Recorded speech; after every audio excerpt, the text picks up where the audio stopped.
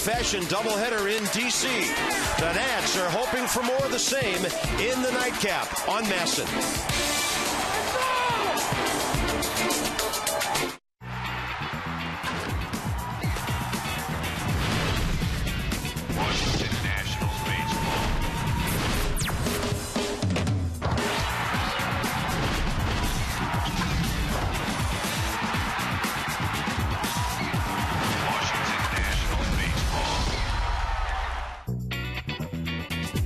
It took 3 hours. Good result for the Nats in Game 1. And the Brewers and the Washington Nationals get it on in the nightcap. Both teams are at 500. And Sunday baseball on Masson presented to you by Hyundai. 7-7 sounds a little better to Washington than it does to Milwaukee right now. Nats have won the series. They go for the sweep, and this could be a very profitable day. Yeah, we said it was a good day to hit. It's still a good day to hit. There might be some shadows in Game 2, but so what? The Nats are right now in the clubhouse saying, you know what? Good teams win 2 out of 3. Great teams sweep. So you got to have that killer instinct for the second game of this doubleheader and go for the sweep. The Brewers will have something to say about that. But in the first game, Jason Marquis was fantastic. Had a little rough first inning. Maybe came out a little strong after a 7-day break, but absolutely locked it in. Kept the ball down the strike zone. Anytime you see Ian Desmond, Alex Cora, Danny Espinosa fielding ground balls behind Jason Marquis, you know he's got it going on. Look at Espinosa go down and in to get that one off Giovanni Gallardo. The big blow of the game put the Nats on top 4-2. And, of course, Pudge takes center stage later. Yeah, Pudge was fired up after this home run. He got us fired up. We said Pudge looked 23 last Sunday in New York. Today, this Sunday, he looked 23 too. Look at this right here. Is he fired up? I love it. Let's go, he says. And then Ian Desmond a little later contributes a double and a home run. Suddenly he's 2 for 6 in the series. And with a couple of walks Friday night, he's been on base 4 times. Good to see Ian and his bat awaken now. So you turn it over to the old pro here in the nightcap, Livan Hernandez. What better scenario could you have? Yeah, the Brewers are a fastball hitting team. So for Livan Hernandez, he's got to use the shadows. You know he's good, and you know he knows they're out there. You got to keep the ball down the strike zone and keep them off balance. I mean, Livan Hernandez, he did such a great job against the Phillies, so he faced a good lineup. His last time out did a nice job. He's got to build on that against the Brewers. And there's nothing such as a mismatch in baseball. Marco Estrada, 3 years in Nat, parts of 3 years. Do the Nats have the advantage with Livan? We'll find out shortly as he wraps it up in the bullpen. Nightcap coming.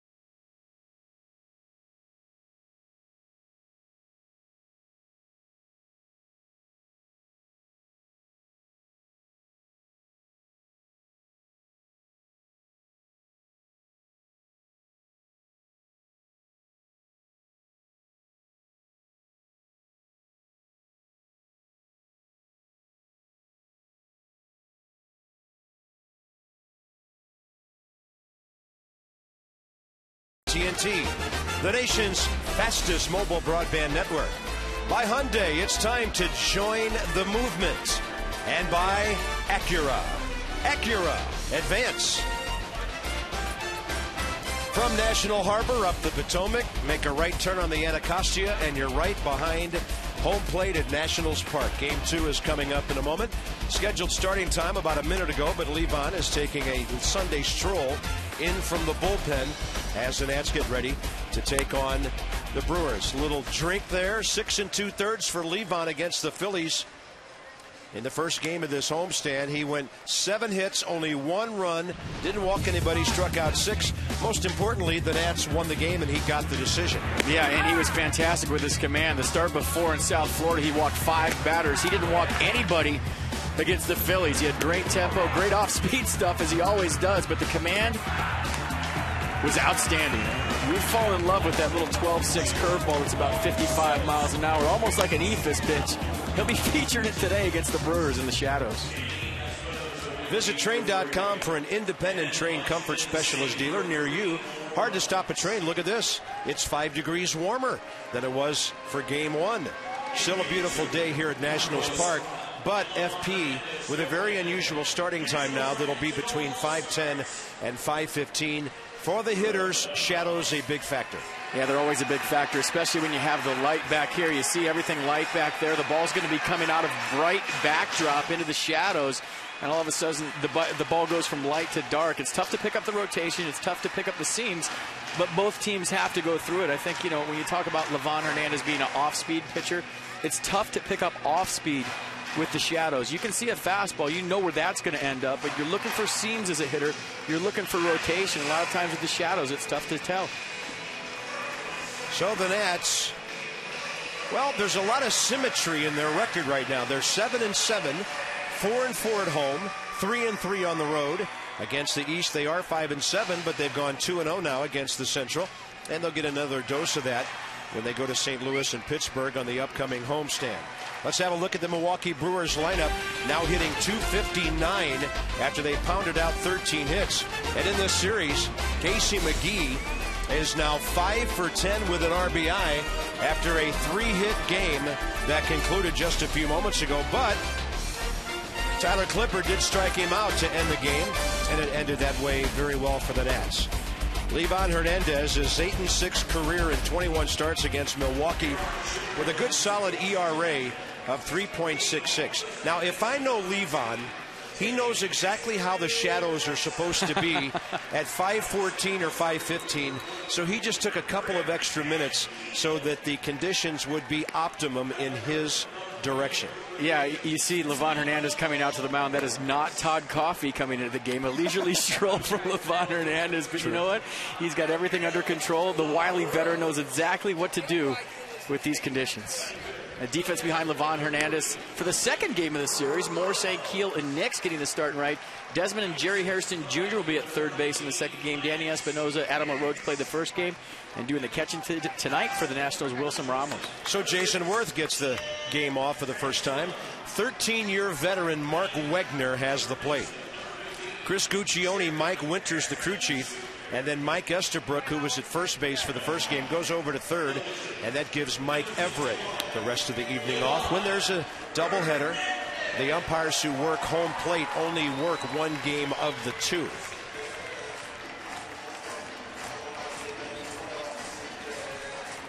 Partner, you weren't kidding about that quick turnaround. I got about 7 chicken wings in me, and we're ready to go. I had turkey and some potato chips, and raring to go. Here we go. No cupcake, though. Staying away from the cupcake. I didn't have time. Here's Ricky Weeks.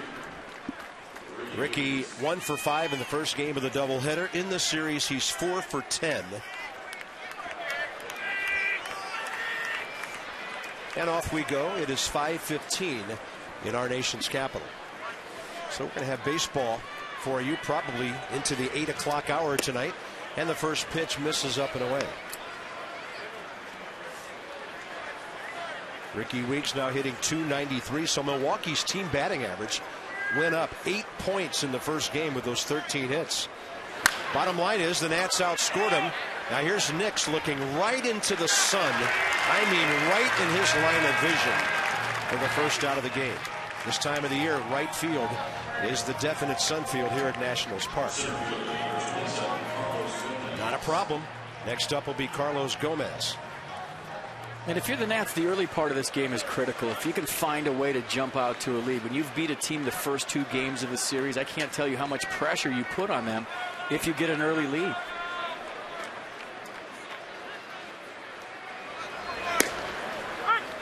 Carlos Gomez batted 8th in the first game. Singled, walked, and scored. He's 2 for 7 in the series. And he has never faced Livan Hernandez. Pops it up out behind second. Espinosa and Ankiel.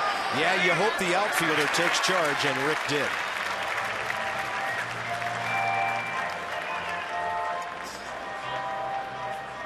Like good communication right there. You know, Lance Nix hasn't played right field next to Rick Ankiel. Danny Espinosa going a long way for that ball.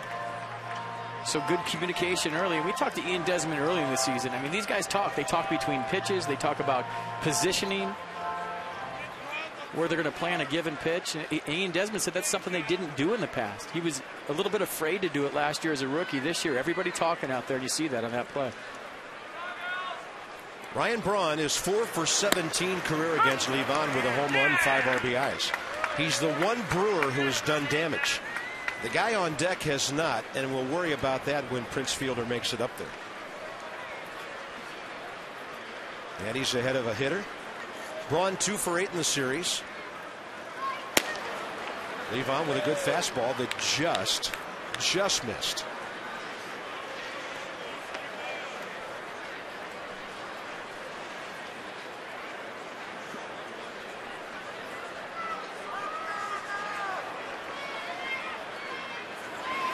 Jammed him down third base way for Jerry Hairston Jr. What a good first inning for Livan Hernandez. Danny Espinosa, the slugging leadoff man, next.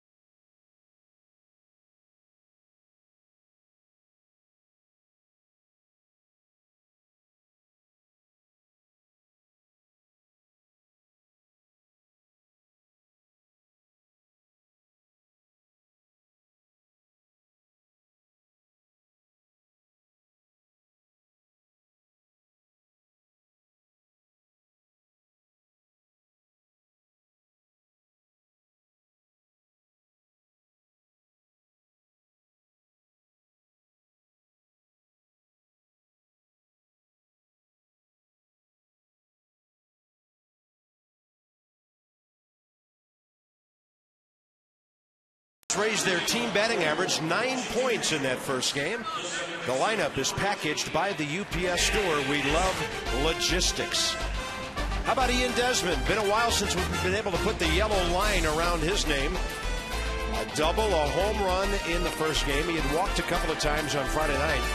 So Desmond in this series, 2 hits, a homer, 2 walks, and he has scored 2 runs.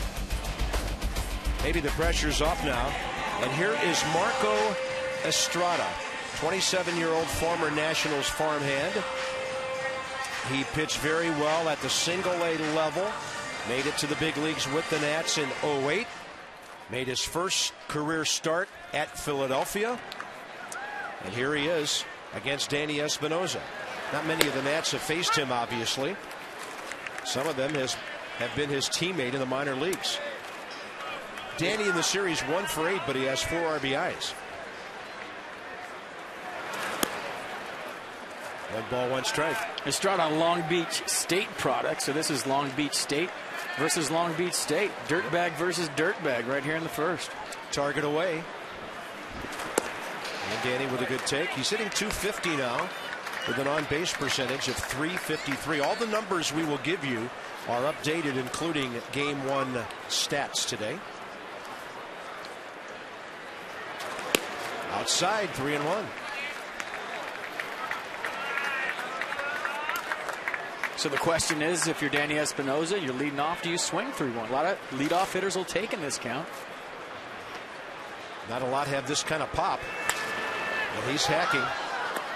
Good to see him get a big swing left-handed, FP, because from that side of the plate hadn't done a whole lot. Yeah, he's feeling good about himself after game one. You look at the fastball down and in right there. Just a nice slow leg kicking. He's got it up and down early, gets the head out. A big swing of the bat for the Nats in game one. 3-2 pitch to the first batter of the game by the Milwaukee pitcher, and Danny fights it off.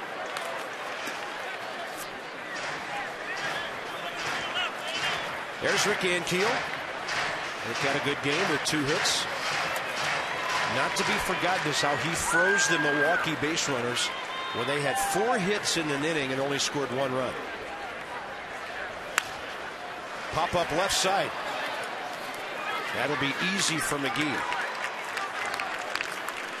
And the defense behind Estrada in the second game for the Brewers. Look at the outfield. Braun, Gomez, and Almonte. Betancourt and McGee on the left side. Weeks and Fielder on the right side. And doing the catching, George Coteras. Ankiel got himself over 200 with those hits. He's at 204.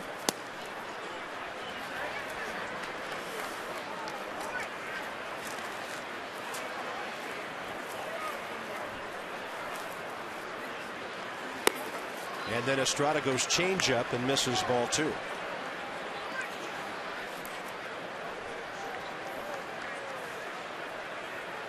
Shift is on. Ankiel looks at a fastball that catches the outside corner. Well, the Nationals are within 3 runs of getting their runs for and their runs against even. 57 runs scored, 60 given up after they got Milwaukee 8-4 in the first game. Not a whole lot you can do until you're on a regular basis scoring more runs than the other guys.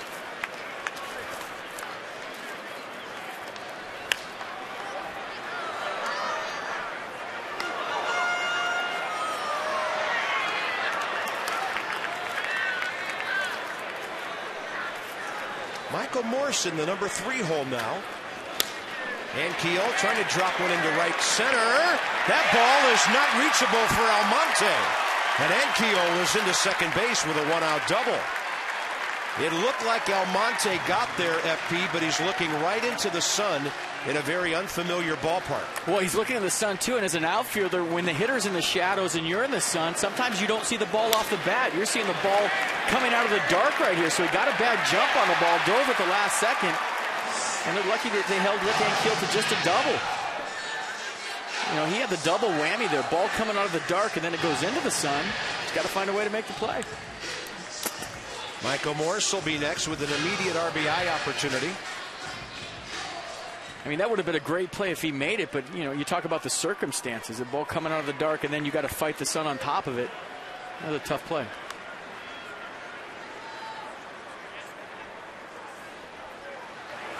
And Morse takes a fastball high in the zone.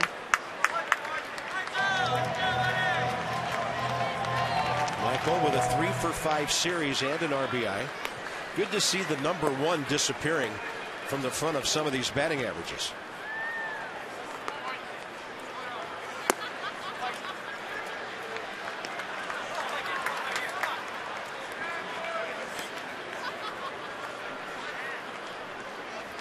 Adam LaRoche is the cleanoff man again.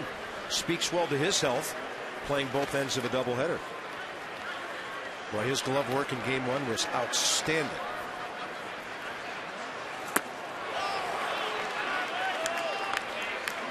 Man, Estrada really turning one over on Michael Morse. And that's the one that's tough to see in the shadows. You can see a fastball, but right now Michael Morse, he's got his shades on, so you know, he's trying to fight it, but it's hard to pick up rotation on a changeup when it goes light to dark.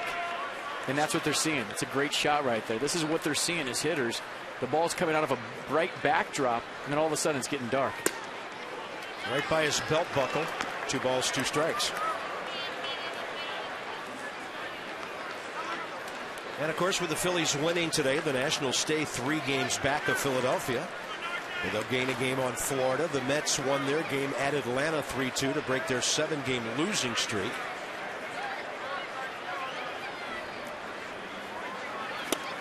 And that one slipped by. Similar pitch to Michael Morse, 2 outs.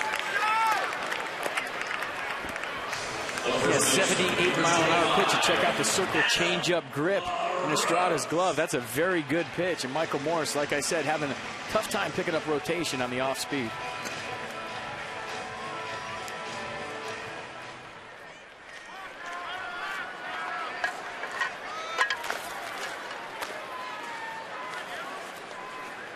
Adam LaRoche, 1 RBI in the series, 2 hits.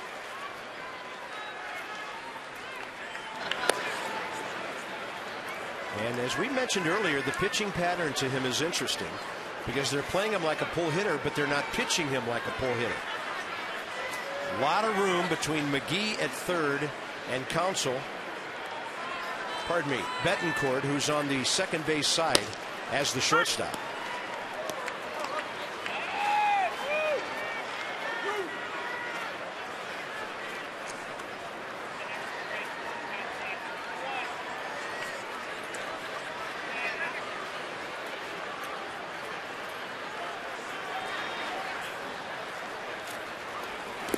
Change up. Marco Estrada going a lot with the off-speed stuff here.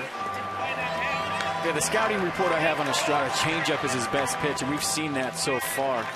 I mean, there's 2 philosophies on how to hit in the shadows. Be very aggressive and get the first fastball, or do what I did. Hope he throws you 4 balls before he throws you 3 strikes. Just stand there like a statue and go for the walk.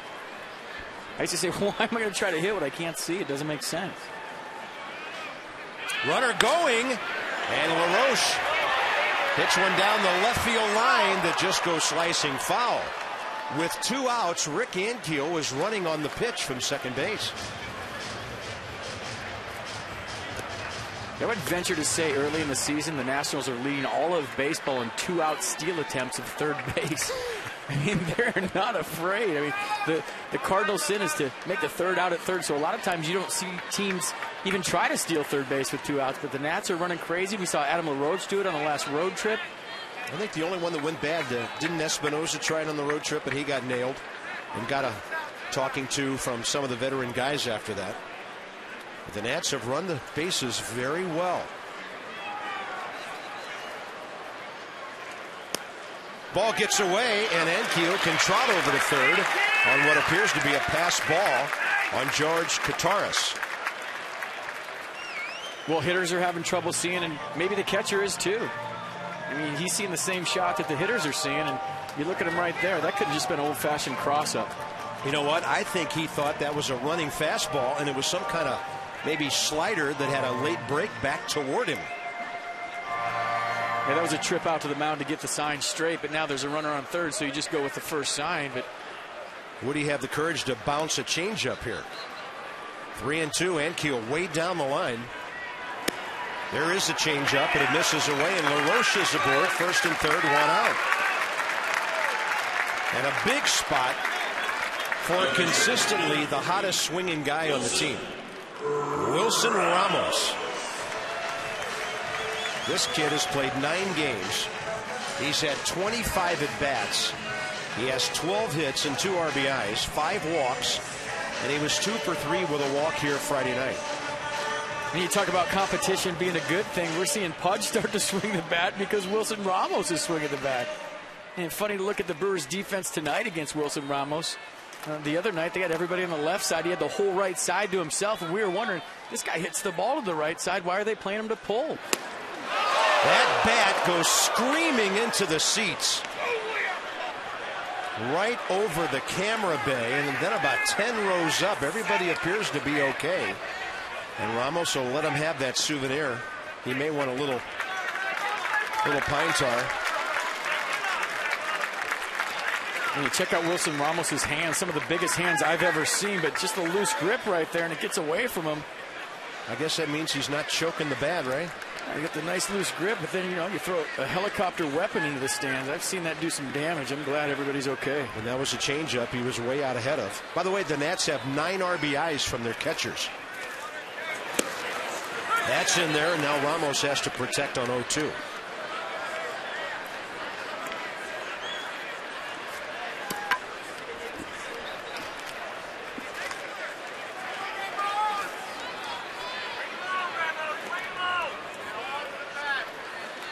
Target away.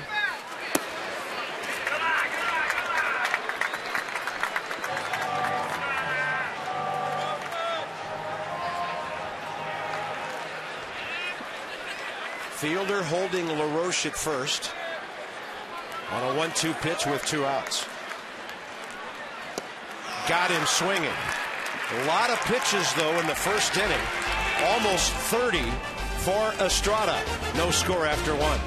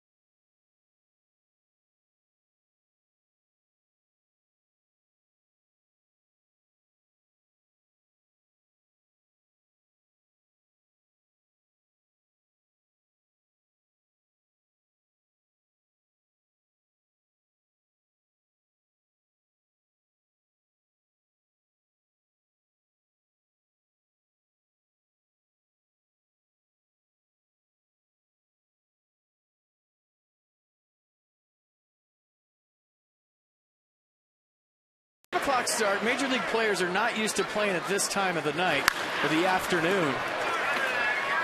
And just a routine fly ball to center field, right?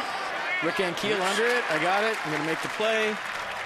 That ball, folks, was right in the sun. Rick Ankiel doing a great job with 2 hands of catching that. Check out the reaction after he makes the play. Yikes. Here's Prince Fielder, top of the second underway. Prince, career 1 for 14 against Livan Hernandez. That's one of those things where you just put your glove up and it's in the sun, and you're putting your glove to where you think the ball's going to go. It lands in there, you feel it, and you close it, and you look at all your friends and say, I can't believe I just made that play. That ball was killed. That play was easier for Ankiel than the pop-up. And Livan's retired 4 hitters in a row. Let's check out the velocity on this line drive. I think it left a lot quicker from whence it came. I remember Mark McGuire in St. Louis one year. He had a home run to straightaway center, and it actually got the reading on the jugs gun, and it said 110. That's how hard his home run went out to center field and went straight back over the pitcher's head. I saw him hit one day off a Billy Wagner fastball that went someplace in that ballpark I had never dreamed a ball would go before. And the pitcher provided a little bit of that. Breaking ball to Casey McGee, 1 ball, 1 strike. This guy's had a good series. McGee 5 for 10. But the middle of their order, Braun, Fielder, and McGee only has combined 2 RBIs. And the Nats pitchers, knock on wood, have kept them in the yard.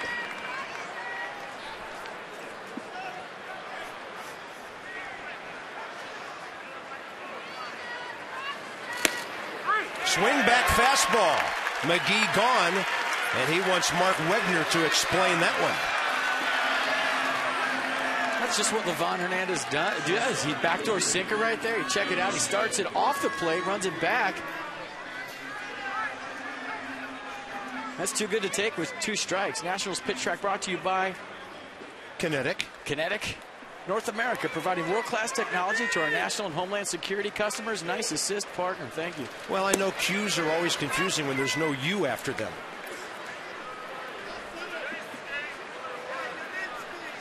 Here's Betancourt.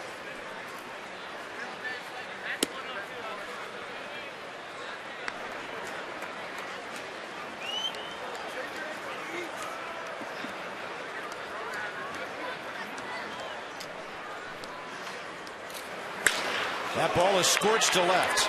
Morris is back, edge of the track, and he's got it. And that's 6 in a row to start the game for Livan Hernandez. Pitch into contact, letting his defense do the rest.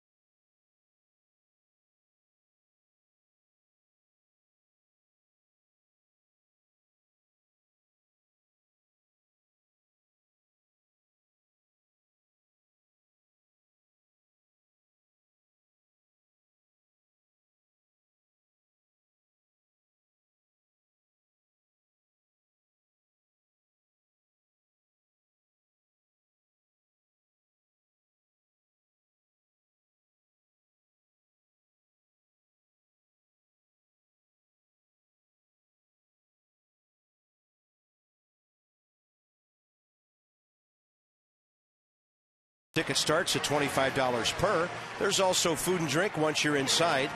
Drop by nationals.com/powerpack for more information. Lance Nix, 0 for 2 in the series, facing Marco Estrada for the second time career, 0 for 1.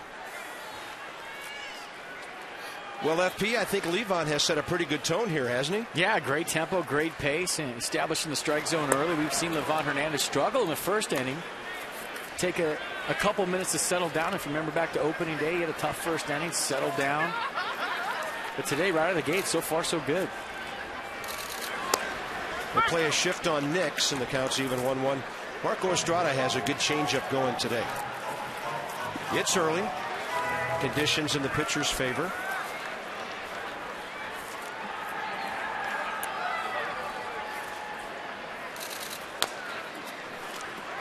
If you're wondering when maybe the hitters are going to start seeing the baseball, when everything is the same shade.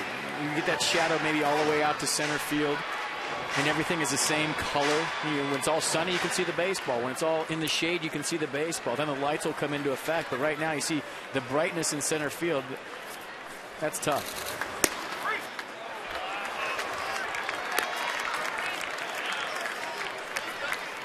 The shortstop, number 6. So Nix out on strikes for the third time in this series. And Desmond will be next. Ian hitting at 196. And I'll tell you one thing, he's the happiest 196 hitter in baseball right now after what he did in game 1. Great contact twice. Now he's got to go out and build on that, have another nice game, and then feel real good about getting on that plane for the road trip to St. Louis and Pittsburgh. Yeah, I always used to say, which way is your 196 headed? Is it heading south or is it heading north? Right. Louis shows bunt and gets McGee on the move. And Desmond's is definitely heading north. I like the idea to bunt. I mean, it's a good time to bunt. Lay something down. It's tough to see.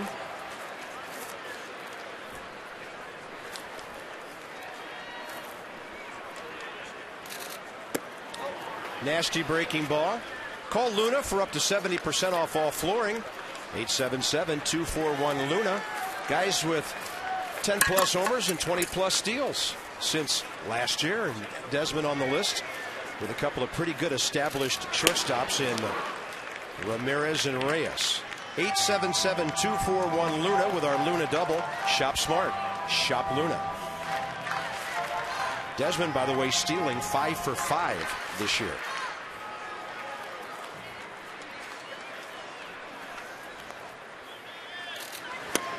And Estrada had him reaching. He has fanned 4 of the first 5 men he's retired. Pretty good stuff, too. I mean, we've talked a lot about the shadows, but I'm very impressed with Estrada's stuff. He's got a great changeup, a good fastball. Next up, number 8 hitter Jerry Hairston Jr. 0 for 3 with a walk and an RBI on Friday night.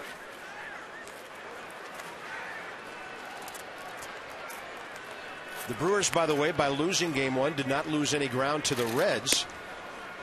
Andrew McCutchen and Jose Tabata hit first inning home runs at Cincinnati, and the Pirates beat them 7-6.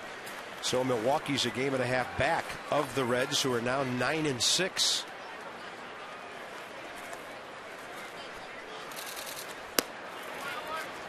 Seeing a lot of pitches taken here early in the game.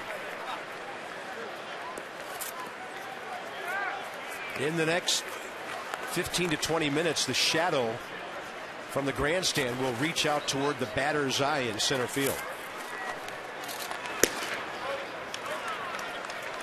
So right now, walk's as good as a hit, because you'd love to have your number 8 hitter on to get Livan Hernandez to the plate here in the second.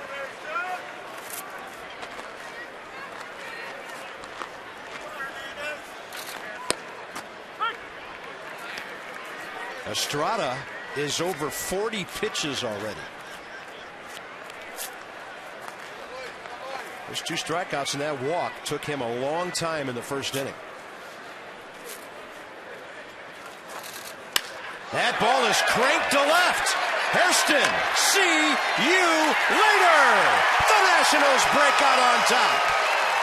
It's Hairston's first as a Washington National, and the 60th of his major league career.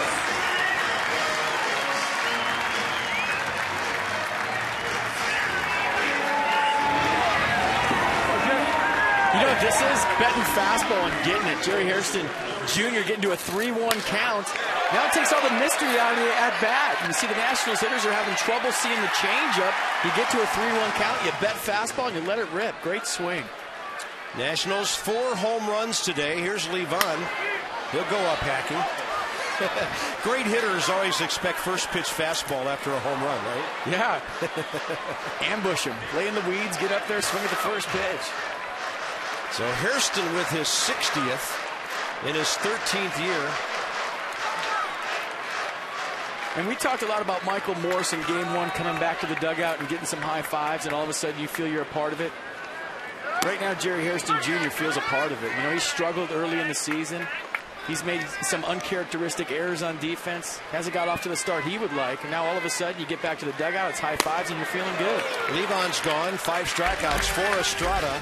But Hairston touches him for a home run. And the Nats lead the nightcap.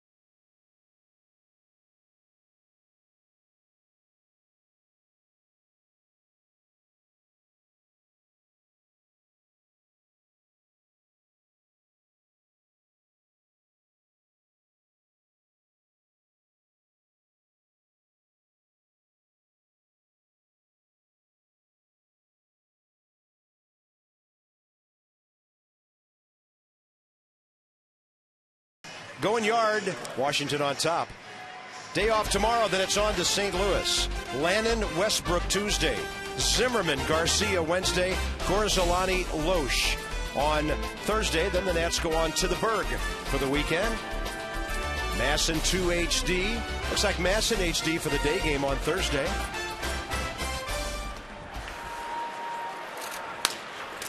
First pitch, top of the third. Lee Vaughn's getting some quick outs here.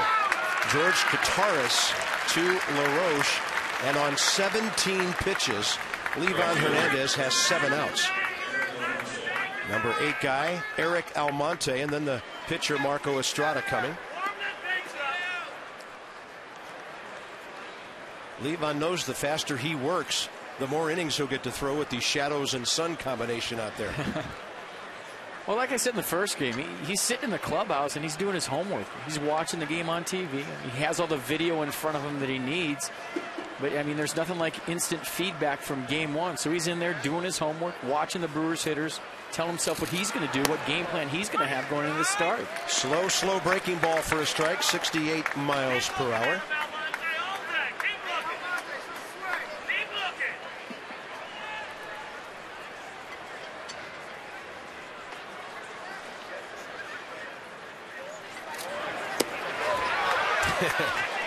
That was 7 miles an hour slower. They take a little off. Take a little off of 68 and throw 61. We should have an over-under on the slowest pitch from Livan Hernandez tonight. That may be it. Set it at 61. I'll take the under. I say he's going to throw one of those eephus curveballs at 58. Okay.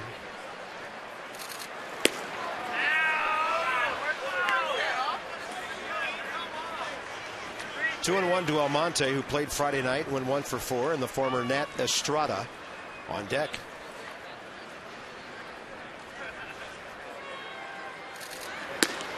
Livan goes with the heater and misses upstairs. And that's what he does so well. He uses the off speed to set up the fastball. When you throw a curve 68, you throw a curve 61, a slider 78.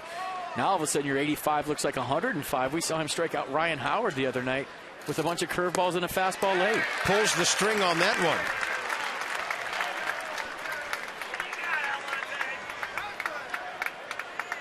And he just got great control of all of his off speed, a good rhythm going. You see the bottom drop out of that pitch right there.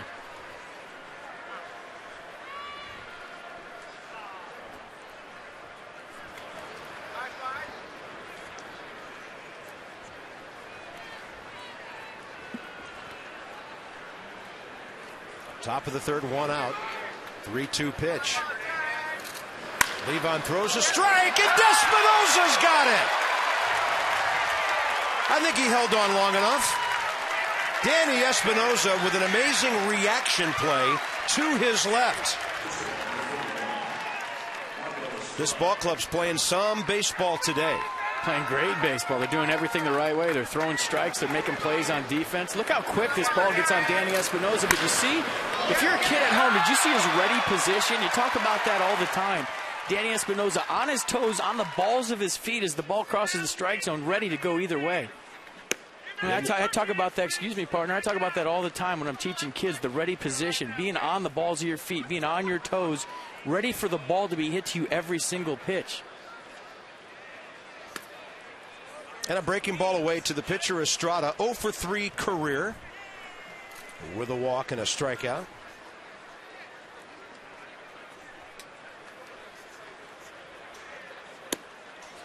Near the corner, Livan will probably get that call later.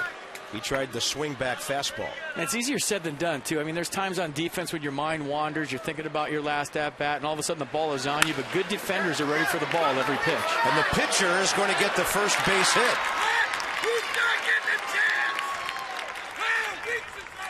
That's a shame, because after that play Espinosa made, I thought Livan was going to have a perfect game. Well, you never know. I mean, stranger things have happened. Who He's got knows? great stuff today. And when we talked about it in game one, the Brewers are a fastball hunting team. They love a good heater. A lot of times when you're geared up for the heater and you're a fastball hitting team, it's tough to face a guy that throws BHS, what I call below hitting speed. And they call for the ball, his first career hit. Top of the order now, Ricky Weeks. Dangerous guy no matter what the score is. Nats lead by 1. He has homered in this series. 4 for 11 with 2 RBIs.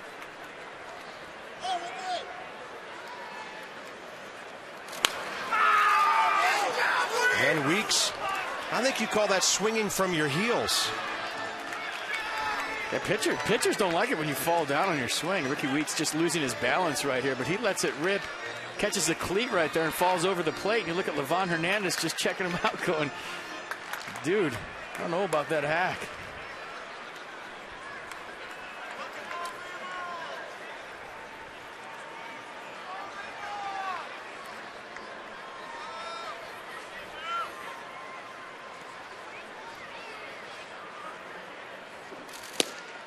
That's on the corner. I mean, he couldn't run that pitch in with the ball in his hand and place it in Wilson Ramos's glove any better. Look at the location on this pitch. Perfect. Right at the corner of the strike zone, the lower corner where you want it. Well, he can do a lot of different things here on 0-2.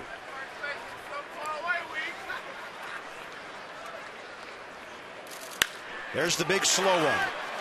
Easy fly ball to center, backing up Ankiel. And the Nats are out of the inning. Livan, 1 hit through 3. Top of the order coming up.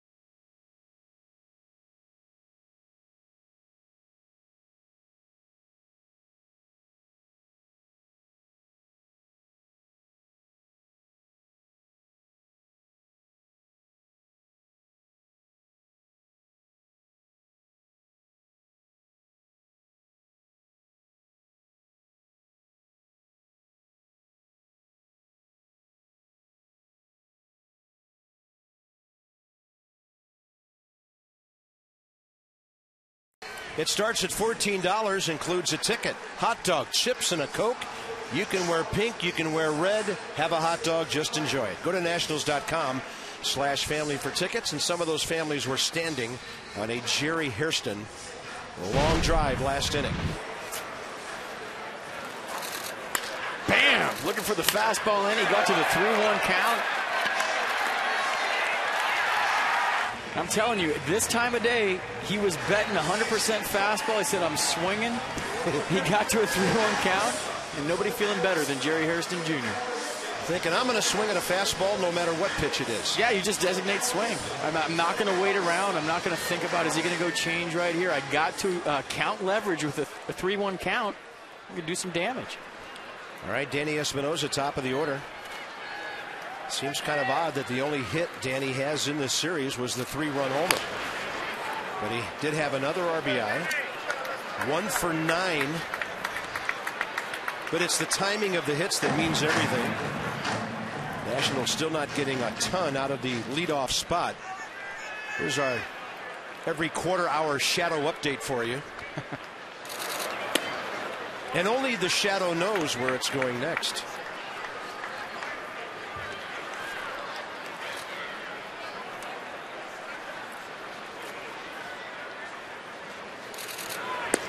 Side door breaking ball comes in beautifully, 1-2. I mean, the reason we're talking about it so much, hitting a round ball with a round bat squarely in the best conditions is hard, and then you throw some, adverse conditions like this. It's not easy. That ball extremely well hit, and Betancourt grabs it. Well, that's why in years past, on many occasions when a West Coast team is involved in the playoffs and they want to start the game in prime time in the East for television, it's 5 o'clock in San Francisco or the LA area, San Diego, Seattle. It's just brutal for the hitters, and the pitchers absolutely love it.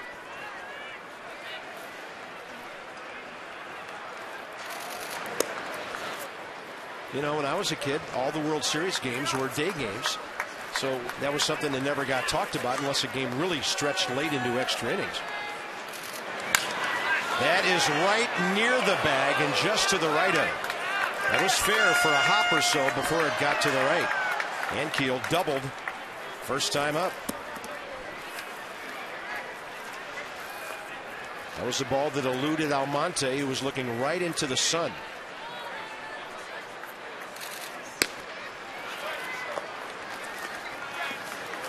You're talking about the West Coast and the shadows. I mean, guys will look at the schedule and see if they have the Sunday night game at 5 o'clock start. I mean, it's a tough go.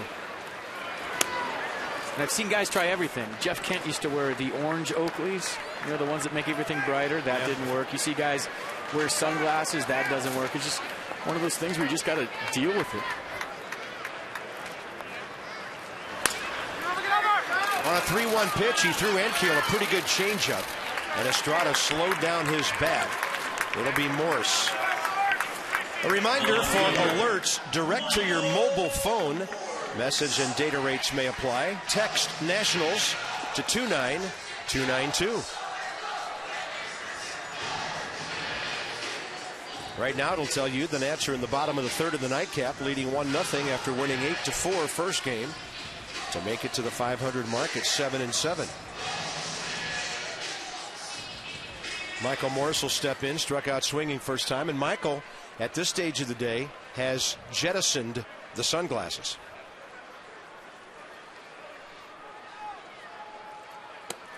Breaking ball hanging around the inside corner. I'm no rocket scientist, but there's no sun, so I think that's a good move by him. If you're playing the shade, lose the shades. Yeah, and the batter's eye starting to become shady out there as well. We may see some more hacking in the middle and the latter 3 innings of this game. And then here in the first 3. But Hairston guessing correctly. 3-1 fastball. Jacked one out of here. John McLaren, a great baseball man, with another one. Livan Hernandez. Livan, you know, a lot of pitchers like to get off their feet. He's only thrown 30 pitches. Has 9 outs. Did I see Rick Eckstein smiling? After game 1, I'd be smiling. It's been a tough week for Rick. He takes it personally when the team's not hitting, and they busted out of it in game 1, putting 8 runs on the board. And that's got to make him feel a whole lot better, because nobody puts in longer hours than that hitting coach. Wow. Man, we've seen a bunch of those recently. I mean, that's just another direct hit. 1-2 to Morse. He IDs the off-speed breaking ball. Don't forget those change-ups. The straight change that Estrada threw to him twice in that first at bat to get swinging strikes.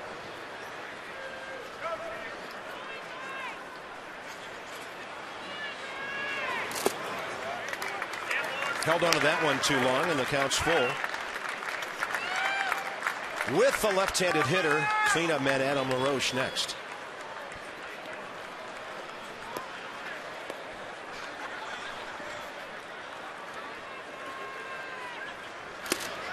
That's strike 3.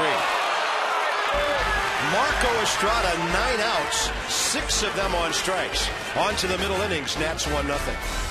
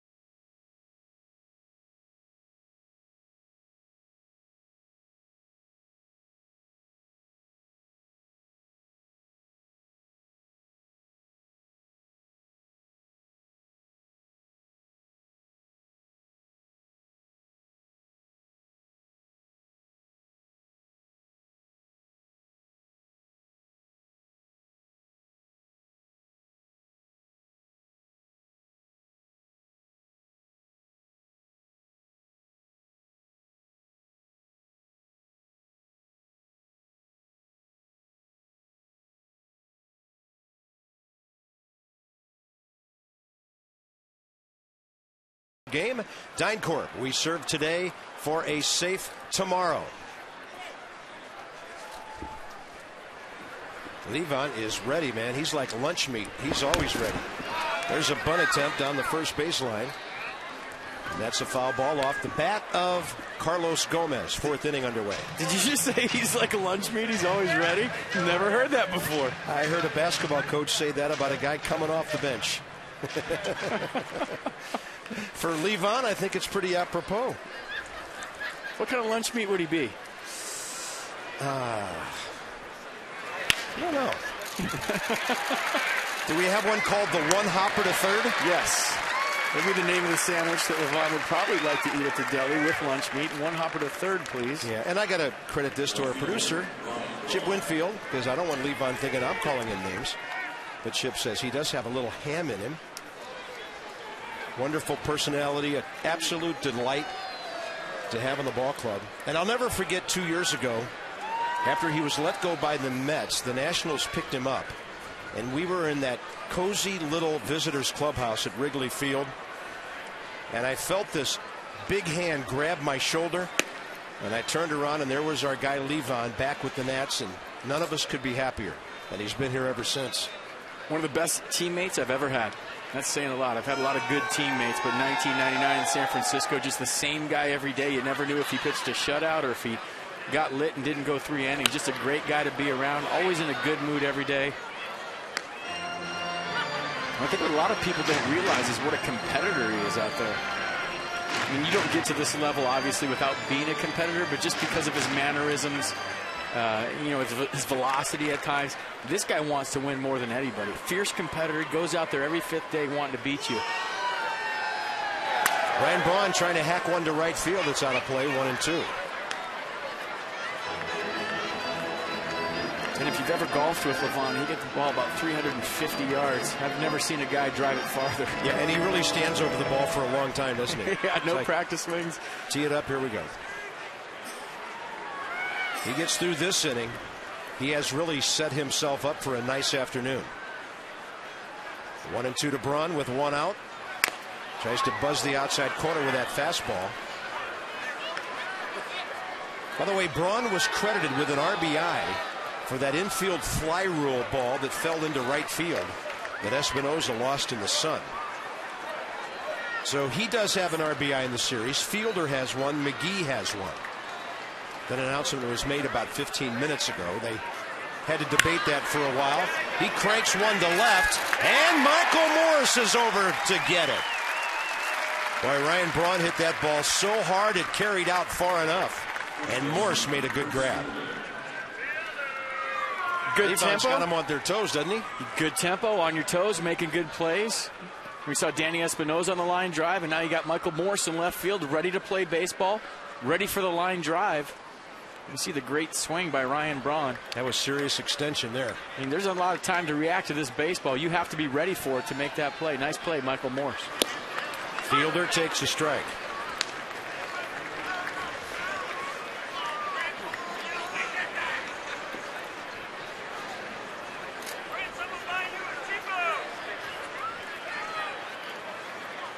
Target in. Levon missed his spot, but Fielder still couldn't reach it. Well, you look at Levon right there. He knows he got away with one. Curveball up in the strike zone. That pitch that Prince Fielder wants back.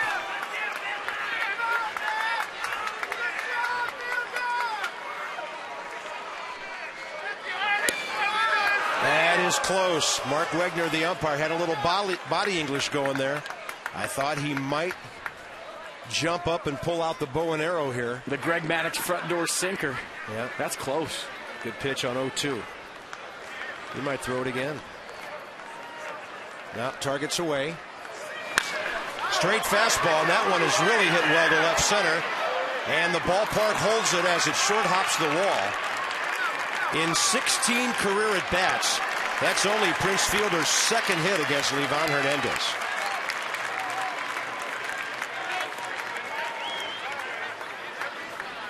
He tried to go with a straight fastball, and it left in a hurry. Yeah, that ball got a little bit too much play. Let's check out the short, compact swing by Fielder, just going with the pitch. Just a nice piece of hitting. Gave a little bat flip like he thought he got him. The best thing about that for the Nationals, it stayed in the park. And Rick Ankiel threw an absolute missile to second base and actually made it closer than Fielder ever thought it would be. Looked like Prince hit that ball off of his front foot. So here's McGee, who was called out on strikes first time. I don't know what was harder, the line drive to left center or the throw back in.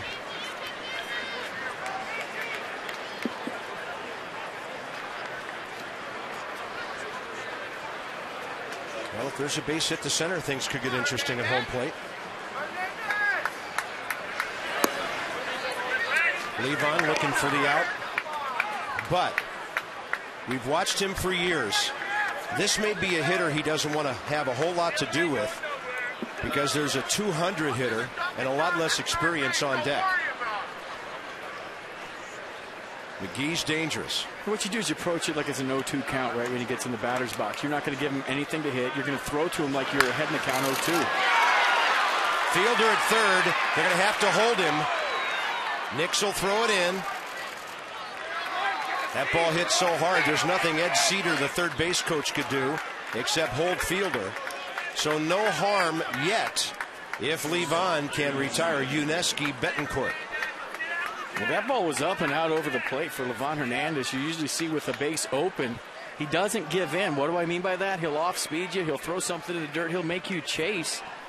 And right there with McGee, that was just a fastball up and out over the plate.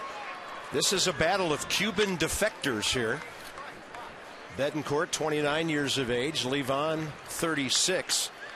Betancourt defected to Mexico in 2005. Well, his Cuban team was in that country.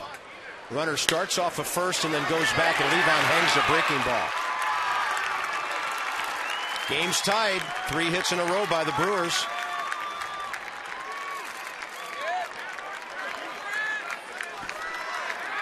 The game's tied and the shadows are gone, so it's game on for both teams right now. There is no shadows, no sun, no effect. And you look at the 77-mile-an-hour off-speed pitch from Levon Hernandez, just right down the middle, center cut. And for him to be good, he has to hit his spots. He has to keep you off balance. A couple mistakes, bam, bam, bam, 1 run for the Brewers. Tie game suddenly. This all happened with 2 outs. Not to be forgotten, the play Michael Morse made on the Ryan Braun drive.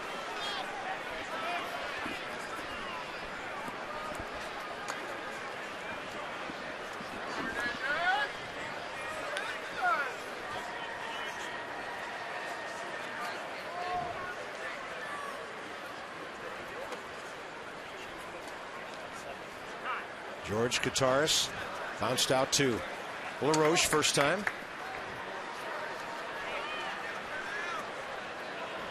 Second base McGee, first base Betancourt. Not a lot of speed in scoring position. I thought they had him. I don't know if the tag was too high, but the throw beat the runner. It looked like McGee was about to be picked off by Levon Hernandez. A lot of times with 2 outs, you do a pickoff play because you think maybe the guy on second is looking in for signs. If he gets staring into the catcher too much, you can do a pickoff and get in there, and it looks like he just got in and missed the tag. Desmond tagged the bag because he was moving away from the runner. Throw obviously beat him. There was a lot of daylight on that play. Sometimes you're looking in there as a base runner, you're trying to get the signs, you're trying to figure out the sequence of signs. When you don't pay attention to the pitcher, you can pick somebody off. Swing and a miss, 1-1.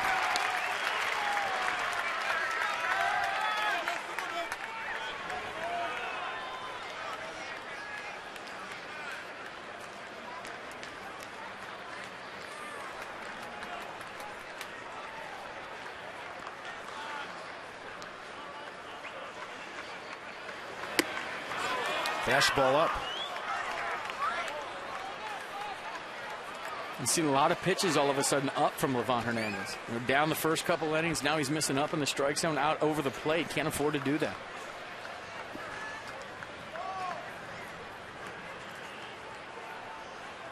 Target outside corner. Ramos catches it outside, 3-1.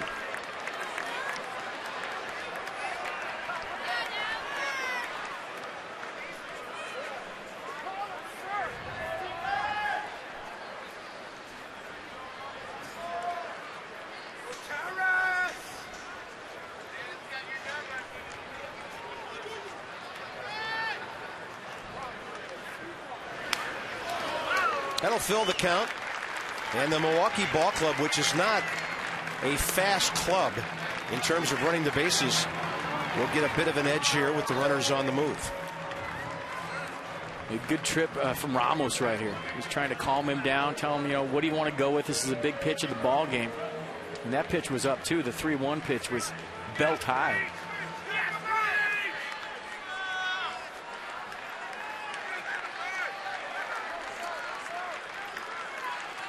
Long inning, 30 pitches, first 3 innings, 20 so far here in the 4th. And he gets a little comebacker. Levon to LaRoche. And again, the damage minimized. LaRoche, Ramos, and Lance Nix coming. Now it's a tie game.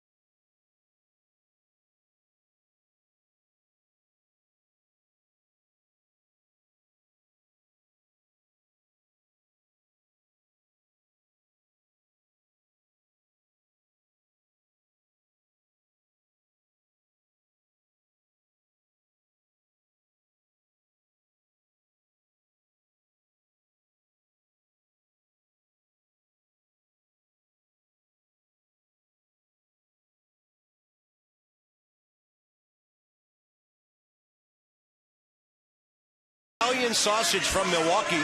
FP, it's Stanley Cup playoff time, and evidently there's a new enforcer in town.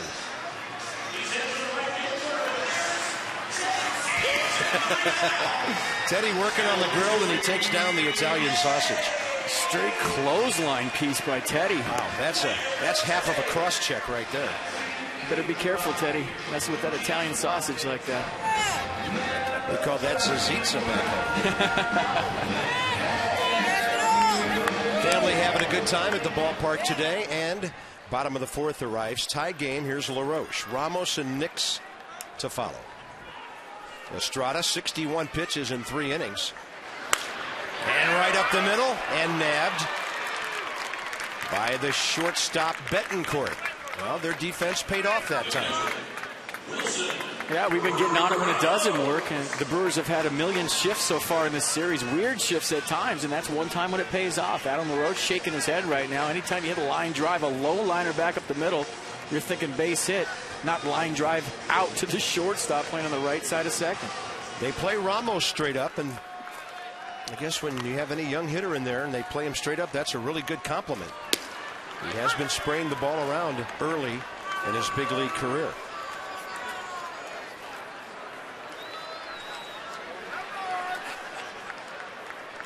Well, pretty straight up. Weeks is shaded up the middle. Well, the first game of the series when Wilson Ramos caught, they had 3 infielders on the left side. He walked up to the plate. What we've seen from Wilson Ramos so far this season, he loves to go the other way. What did he do? He had a 14 hopper right where the second baseman usually stands for a base hit. Right about where Prince Fielder is now. He gets under that one out to left center. Gomez there. 2 quick outs. It'll be back on the air tomorrow night at 5:30 to 6:30. Tom Davis, Phil Wood, Dave Johnson, Mel Antonin, Monday through Friday. It's the Mid-Atlantic Sports Report. Debbie has a sit-down with Pudge Rodriguez. Amber Theo-Harris will catch up with former Nat Matt Capps when the Twins visit Camden Yards. Joe Nathan blew a couple of saves this week, and Matt Capps is again the Minnesota closer, at least for now. Hope you can join our good panel of baseball guys at 5:30 tomorrow night. Ron Peronowski was our pitching coach in San Francisco in 1999. Joe Nathan was a young pitcher, just got called up from Fresno. He's in the bullpen, and he got on the phone. He said, "Tell Joe Namath to get up." Hey, both of those guys had great arms. So his nickname the rest of the year, Broadway Joe. Bouncer from Nix to fielder. Pitcher covering. Marco Estrada having himself a pretty good nightcap, too. 4 innings, 1 run on 2 hits, 1-1 game.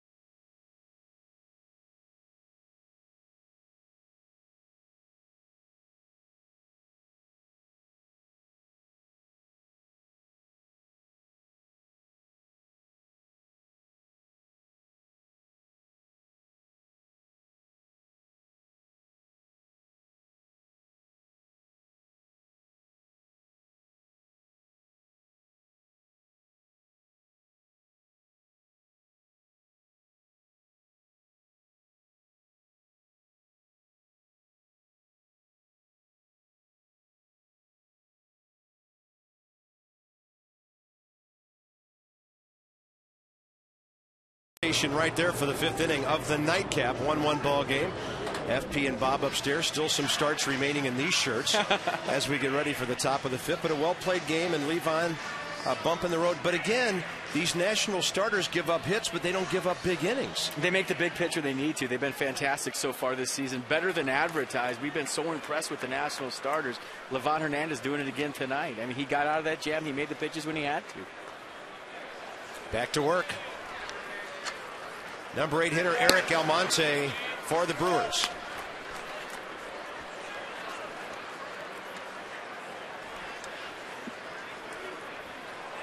Lined out hard to Espinoza first time, robbed of a hit.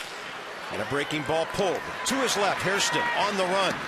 Throws wide, and LaRoche goes into foul ground to save a disaster at the bag. I tell you, Adam LaRoche has played some outstanding defense in both of these games. Here's the smartphone. Since the advent of the DH, the only 2 pitchers with more hits than Levon Hernandez.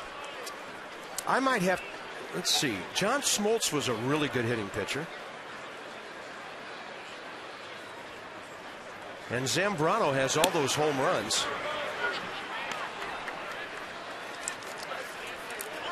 I'm going to go with Glavine and Smoltz. Final answer. Done. Now I can concentrate on baseball. Teammates, huh?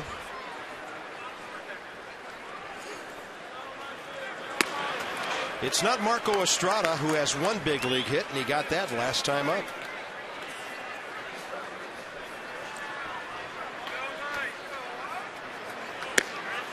That's on the inside corner.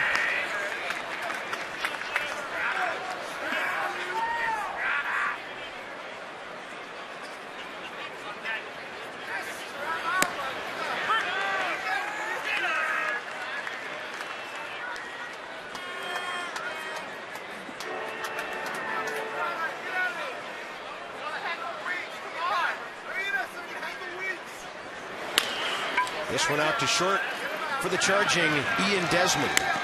2 outs. I'll go Smoltz and Zambrano. We'll see. You folks know 2 pitchers with more hits than Levon. Maddox and Glavine. That's close. That's the closest JoJo the Pin-Headed Boy has been so far. You got 1 right. I'm counting that. Woohoo! You know, Maddox, of course, won all those Gold Gloves, too. Maybe Maddox and Jim Cott have the all-time Gold Gloves for pitchers. One trivia question's enough, partner. I got half of one right, and I'm just going to ride that for about a month. Well, you know, we did get Chuck Stobbs about 3 hours ago. You got Chuck Stobbs. I didn't know who Chuck Stobbs was. Well, that Wikipedia is a heck of a thing. In trouble. Top of the order, Ricky Weeks. Hey, they got technology. We've got technology.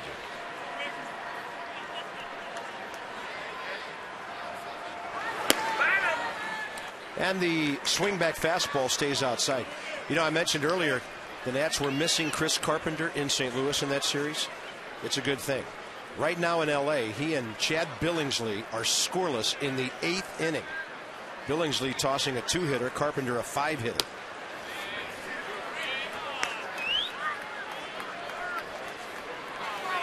Nats will get Westbrook, Garcia, and Loesch in that series against Lannon, Jordan Zimmerman, and Gorzolani. Night games Tuesday and Wednesday, day game Thursday before we head on to Pittsburgh.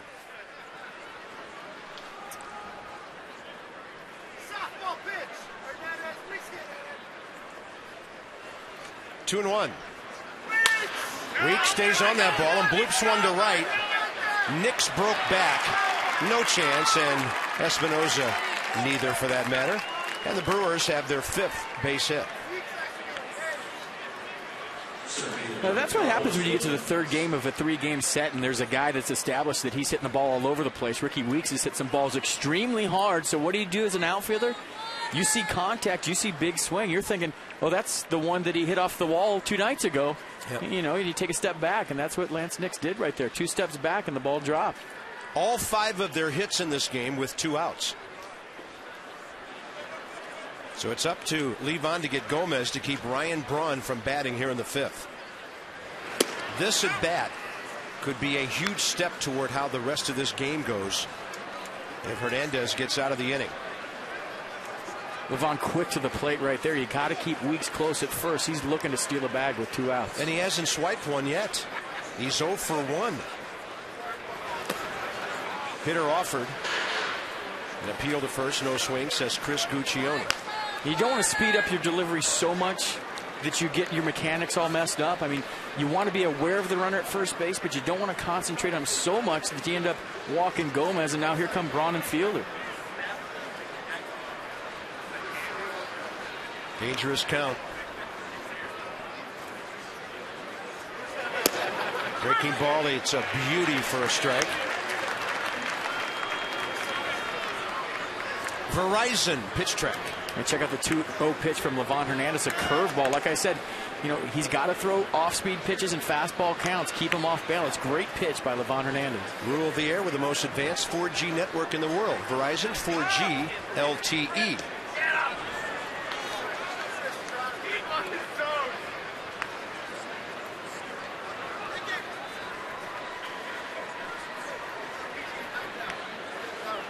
Tie ball game. Brewers have out hit the Nationals 5-2.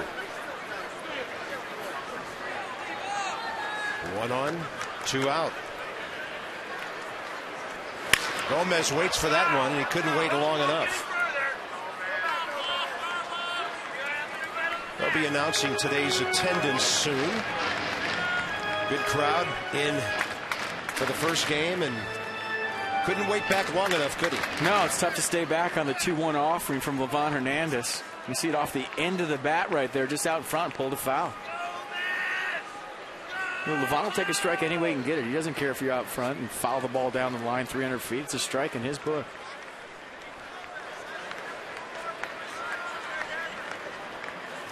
Got him with a fastball.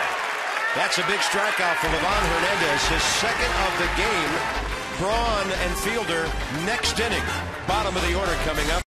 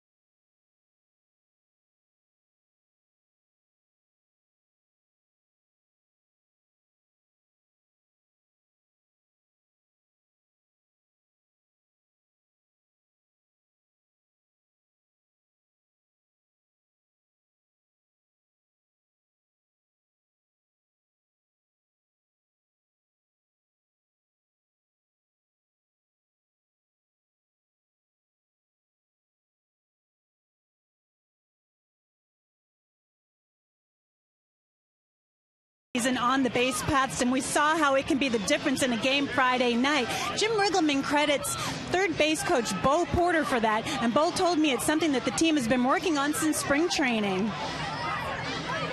We explained to the guys that this is our identity. I mean, we introduced it to them from a standpoint of we want you to be aggressive. We want you to make aggressive mistakes.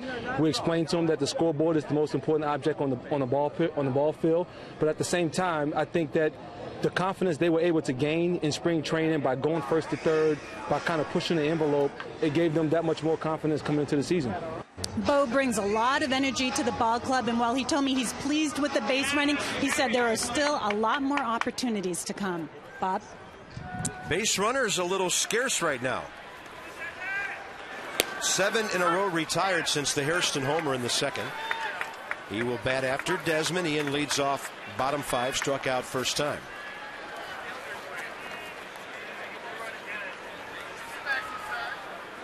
Marco Estrada really strides toward the third baseline and then throws across his body where he's set up on that pitching rubber. Makes it tough for right-handers to hang in. A little crossfire action. He's almost a right-handed version of what Ross Detweiler used to do. Don't the Weaver brothers out west do that too? Absolutely. Severely throwing across their bodies. 1-2 to Dez. Fastball, which actually is a changeup. He had both of us struck out on that one. Desmond saw fastball, and it wasn't there yet. Well, you saw fastball too, and I saw fastball until the gun read 80. So just imagine being 60 feet 6 inches away from Estrada. His fastball and changeup look exactly the same. Same arm speed, same motion, same movement. So if we saw it on camera all the way up here, imagine what Ian Desmond has to see. I mean, you only have a split second to make a decision. You got a good changeup going on. Pardon me while I take off my helmet and slam my bat into the rack. Outside ball 1 to Hairston. He got ahead, guessed 3-1 fastball, and rode it to the seats and left. First time up. Guess 1-0 fastball right here.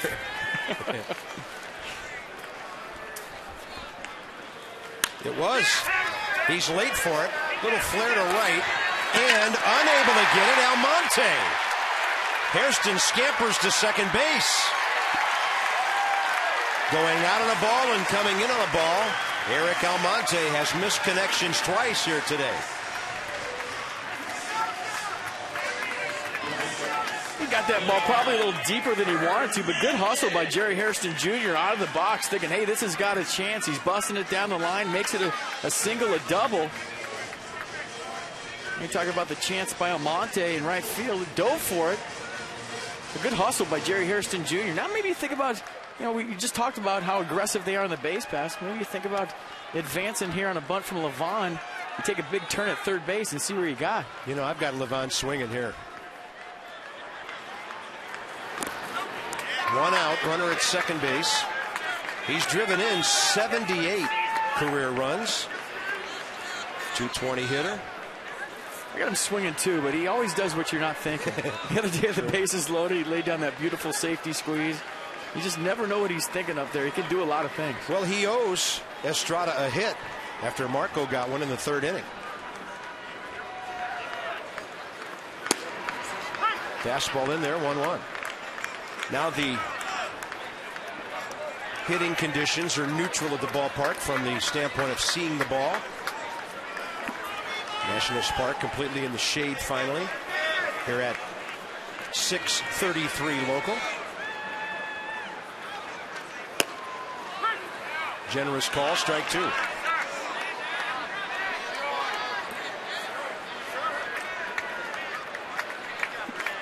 Espinoza 0 for 2 waiting.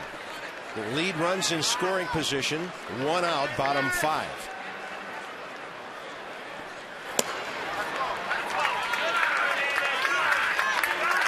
Nats have made Estrada throw lots of pitches. In the 5th inning, he's nearing 80.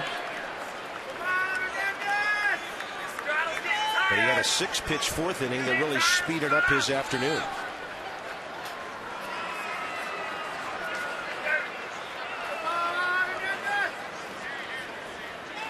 Levon right off the end of the bat. Out to the shortstop, Betancourt. 2 outs. League leaders from Hollywood Casino, Charlestown Races. National League leaders among rookies with RBIs. Danny Espinosa, 4 in this series. And he's more than doubled what everybody else is doing. Nicely done. Action-packed table games, red-hot slots await. Hollywood Casino, Charlestown Races, West Virginia. Time to deliver a 2-out hit, and Espinosa could add another one onto that total. Scorched the ball last time, and a line drive to the shortstop.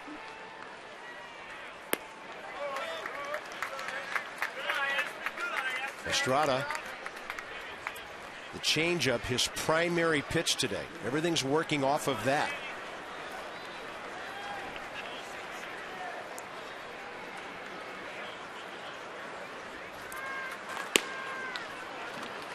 This is outside with his fastball. This is where you start thinking as a hitter, okay, he's got a good changeup going today. Do I stay on the fastball? Do I sit on a changeup? You just hate to get off the fastball when you're ahead in the count 2-0. But that's where the changeup is effective. It's in the back of your head. You're thinking about it. There's a changeup. Would have been a great location if you're looking for it, just sitting up there. It's just so hard to change your mindset. I mean, your whole career, you get to 2-0, you're sitting fastball. You talk to some hitters, I will never, ever get off the fastball. What does that mean? You get ahead in the count. You don't sit soft. You've worked hard to get to a 2-0 count. You're looking fastball. Another changeup, and he misses with it. That was close. So do you sit on a changeup here 3-1, or do you stay fastball? I'm staying fastball. You throw a changeup, you got me. I'm going to take it. I'm recognizing it. I'm seeing it out of your hand.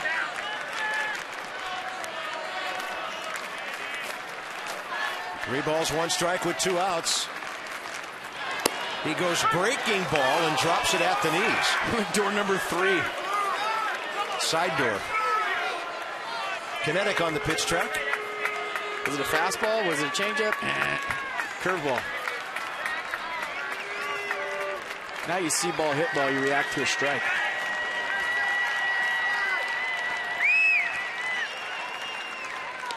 It hit him. That was a changeup. And Espinosa down to first base with 2 outs. I used to do this all the time on a 3-ball count, let a ball hit me. You're just thinking on base. It's the way you've been trained. It's the way you were brought up at Long Beach State. That there's no dodgeball. You don't get out of the way of the baseball. You're thinking about getting on base. But that was ball 4. I guess, you know what? Don't leave it up to the umpire. If it hits you, you're on base. Yep. That got him in a bad spot, though. This will be an interesting matchup because this guy stepping in is always thinking fastball. And Keel doubled to right center. He's pulled the ball twice. The other time was to Prince Fielder, who now is holding the runner, so he's not playing off the line like he was before. Trying to bunt for a hit with 2 outs. Good play by McGee. Got him by an eyelash. And Keel just bunted that a little bit too hard, and Casey McGee pounced on it. 5 innings in the scorebook. 1-1 in the nightcap.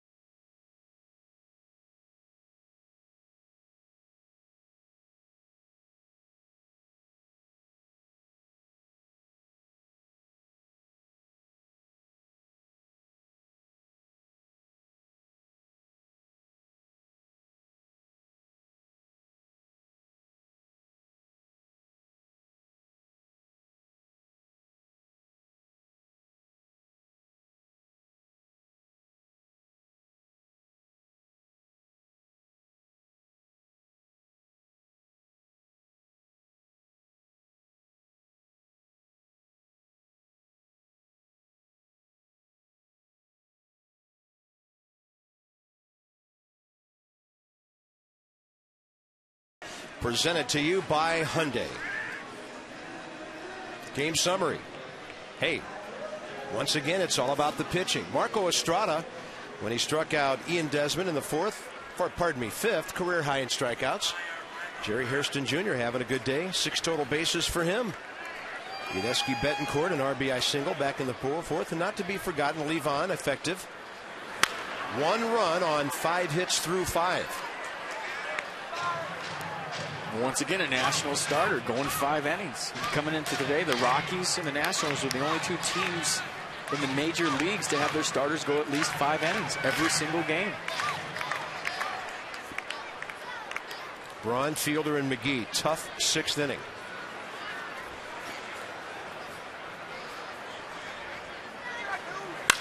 That ball drilled up the middle. Ryan Braun's 3rd hit of the series. He continues to hit the ball hard. Jerry Hairston Jr. checking in with his first home run of the season. An absolute bomb on a 3-1 pitch to left field. A little wink for everybody in the dugout right there. Just check that out. And Yudesky Betancourt with the RBI single up the middle. Tied at 1.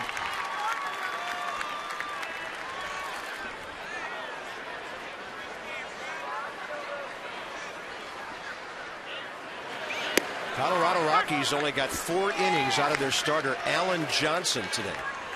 So the Nats stand alone. Rockies, though, leading the Cubs 9-5, trying to become the first National League team with 12 wins. First Major League team with 12 wins.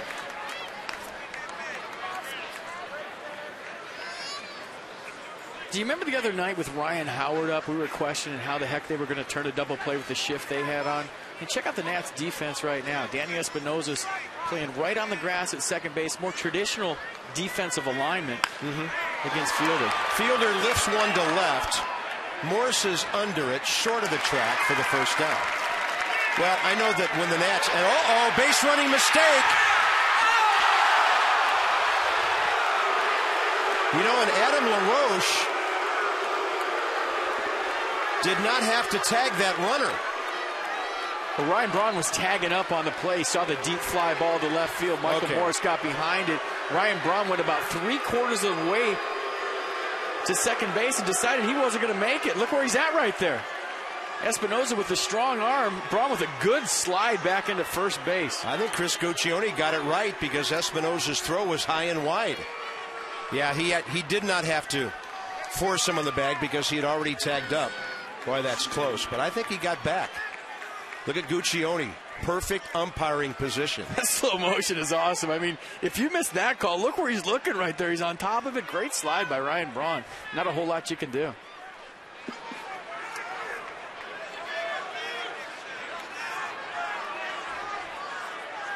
I mean, that looked like a movie.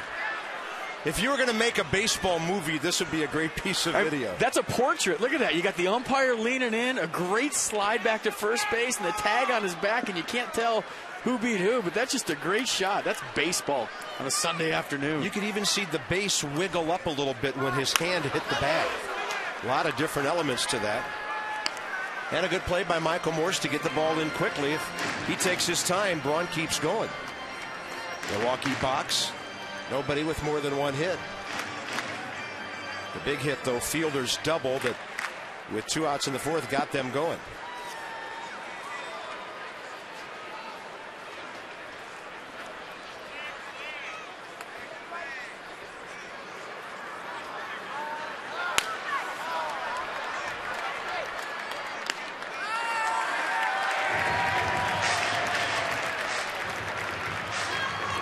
Pay attention to Braun at first base. He'll steal a base. He's got great speed. Good count to going, 0-2. A lot of off speed from Levon Hernandez. He does such a nice job, though, of speeding up his motion to the plate out of the stretch. He's tough to steal on. He's quick to the plate.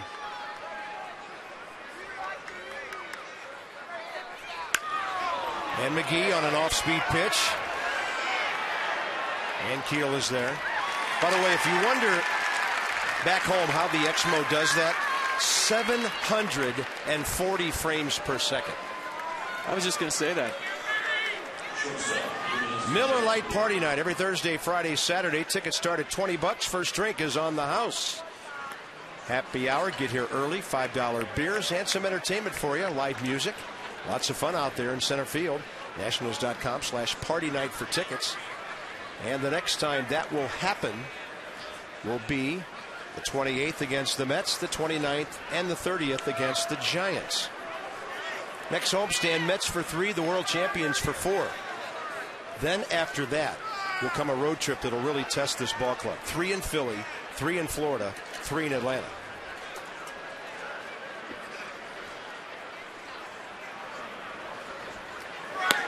Good fastball, swinging it back to the outside corner to Yuniesky Betancourt, who singled up the middle. First time to give the Brewers their run.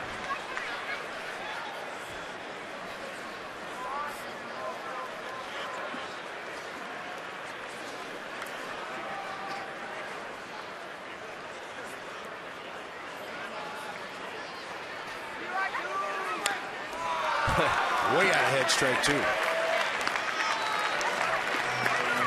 Seagarth Ord's going over to Ryan Braun right here. Just tell them they're checking out the signs together. Am I green? Am I red? Meaning, do I got a green light? Do I have a red light here? Tell them the times to the plate of the pitcher, Livan Hernandez. I had him at a 1-3, 1-3-1 right there. So there's always conversation between pitches when you got a base runner on first base that's looking to steal.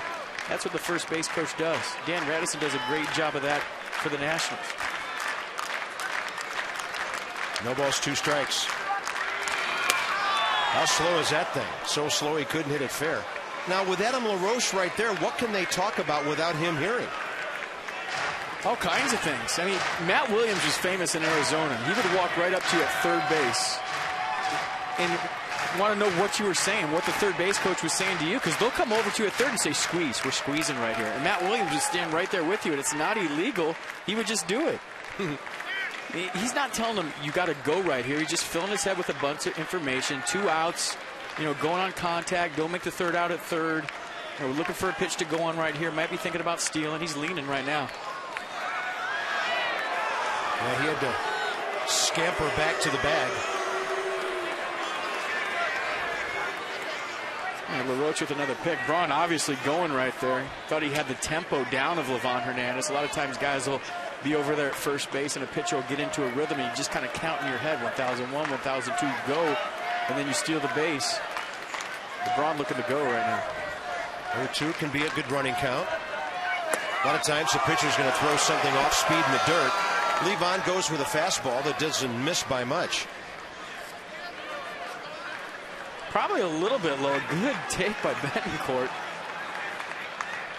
Probably too close to take.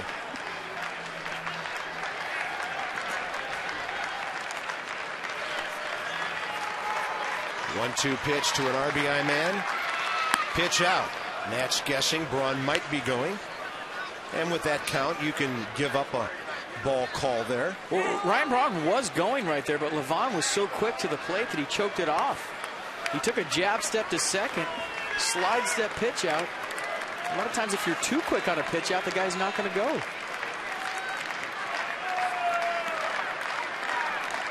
Good lead. Leaning. Freezing. Swing and a miss. Livan with his 3rd strikeout of the day. State troopers love that speed.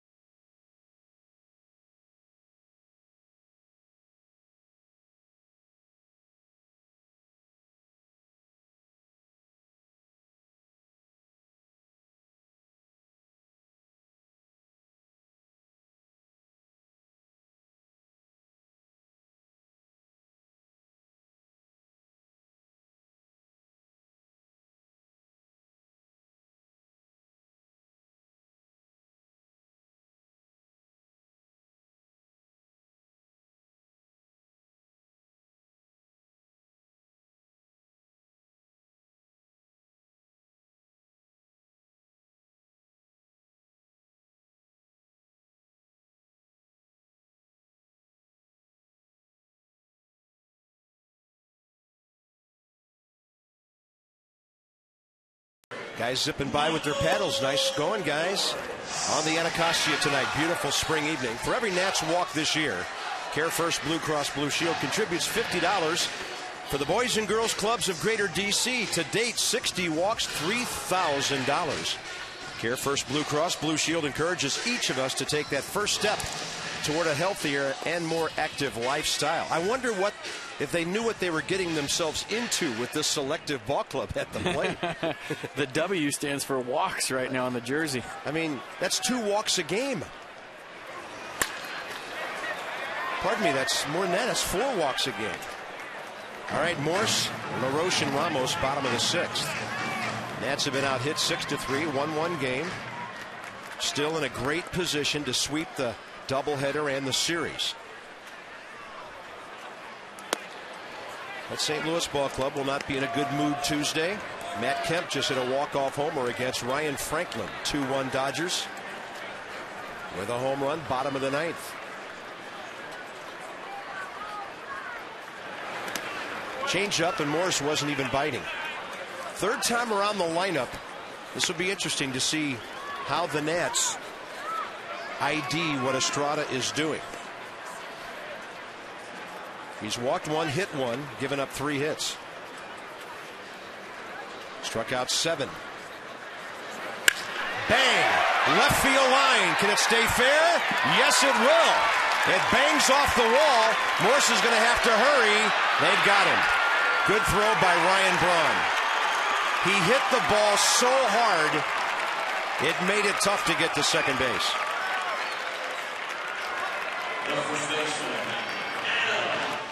I had to call out to the truck that Michael Morse was going to go deep in this at bat, and he almost did. A nice job of staying on that baseball, but a better job by Ryan Braun of making the play. I mean, that just kicked right back to him. You know what? He came in spikes high. Look at him get the hand of Ricky Weeks. Great throw by Braun. 1 out. That ball was really hit hard. That's a good sign. Man, he needed about 9 feet of elevation on that thing. Here's LaRoche. Strike call. Quickly, 0-2. Adam hit it hard up the middle last time, but Betancourt on the shift took a base hit away.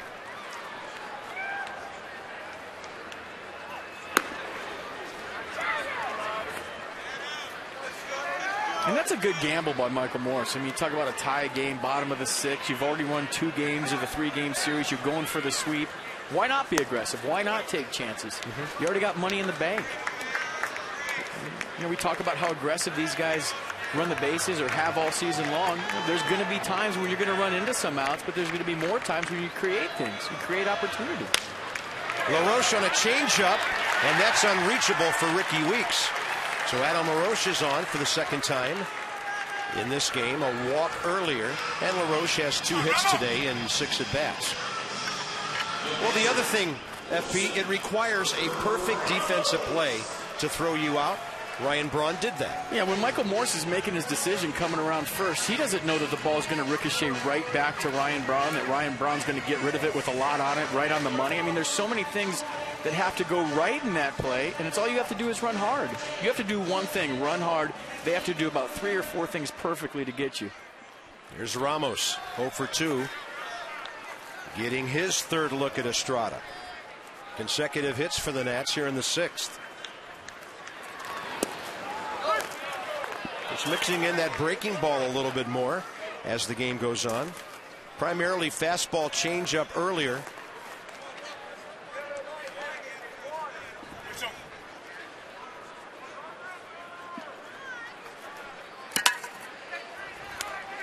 Milwaukee bullpen has been called. Ramos hits a double play ball. 5, 4, 3. And this game goes running into the 7th inning. 2 hits by the Nats. Bottom of the order ahead for Milwaukee.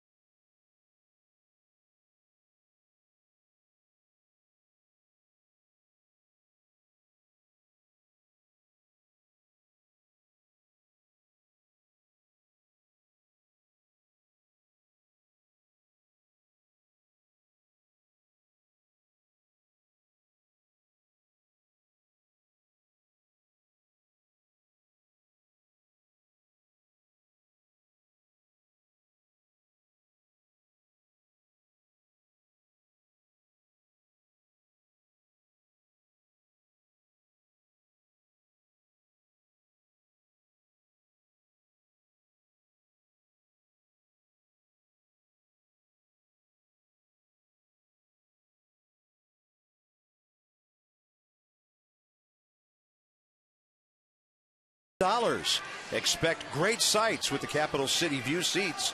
They're all over the ballpark. Give you panoramic views all over D.C. Go to nationals.com/tickets. Great price, great view, great time at the ballpark. And in today's case, great pitching. Colin Ballister is back from Syracuse.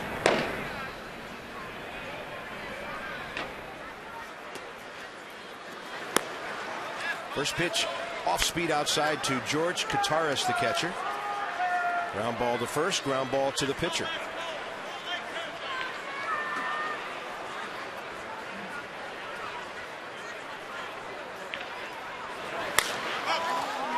Right side pop up. Adam LaRoche near the coach's box. Easy out.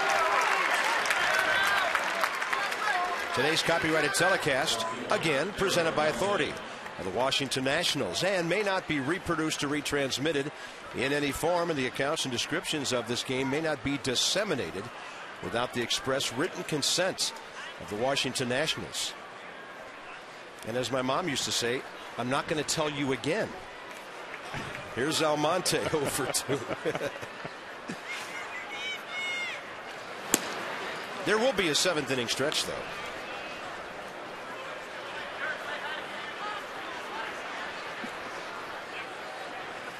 Craig Counsell, by the way, is on deck for the Brewers. They may be pretty happy with the 6 innings they have from Marco Estrada.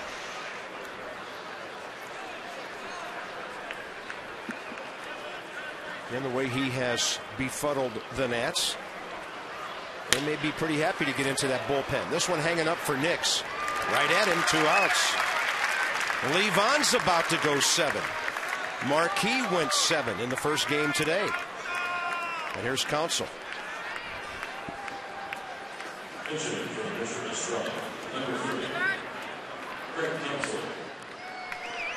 Cameron Lowe. Starters have been pretty good in this series. There are still a couple of relievers that haven't performed much in this series. So Estrada goes 6, gives the Nats just 5 hits and 1 run. Pop up on the infield. Levon keeps on rolling. Desmond is there. Now all you folks at home, get up and take a stretch. It's been a long afternoon for all of us. We want you fresh for the last 2 innings.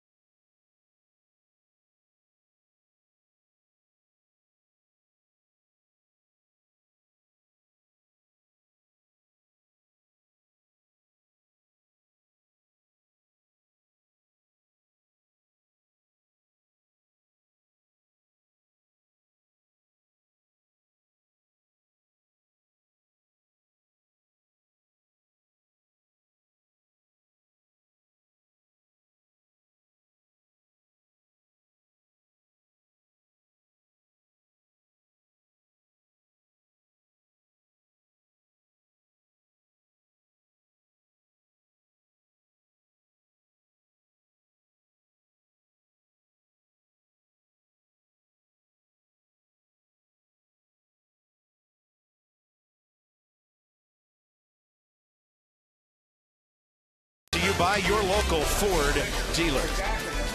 By Hyundai, it's time to join the movement. And by BMW, the ultimate driving machine. Now that'll keep you awake and on fire for the last couple of innings. That's what I ate between games. You are in fuego. Tuesday, it's on to the Gateway City. Busch Stadium in the shadow of the Gateway Arch. Albert Pujols has come alive for St. Louis and Tony La Russa. John Lannon, 1-1, 3.38 ERA for the Nats. And he's got a 2.36 career earned run average against St. Louis against Jake Westbrook, the right-hander.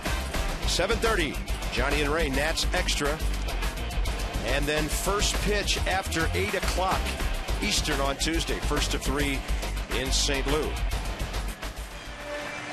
Here's Cameron Lowe, 29-year-old right-hander. Microscopic ERA. Big guy, 6'8", 240. 53 games with Milwaukee last year. Parts of 5 seasons with Texas before that. Andrew Storn is up in the Nats bullpen. Lance Nix leading off, bottom 7. First pitch right through the shift.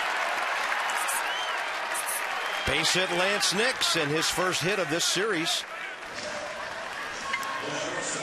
That's just smart hitting right there by Lance Nix. You see all the infielders on that side of the infield hit the one place they're not. When we talk about Cameron Lowe, there's this website I go to get the other pitchers' pitches. Fastball, slider, curveball, change. It tells you the percentage of pitches they throw and what they throw and what counts. Throws a fastball 93% of the time. Wow. He's got a slider, a curve, and a change, but so far this year it's been all fastball. So unlike Estrada, who threw tons of changes, if you're the Nationals right now, look for a good piece of cheese and let it rip. Randy Johnson didn't throw 90% fastballs. That's got to be a balk. A balk has been called. You can't fake a throw to first base. You also can't argue a balk. How about that? Runner at second, nobody out.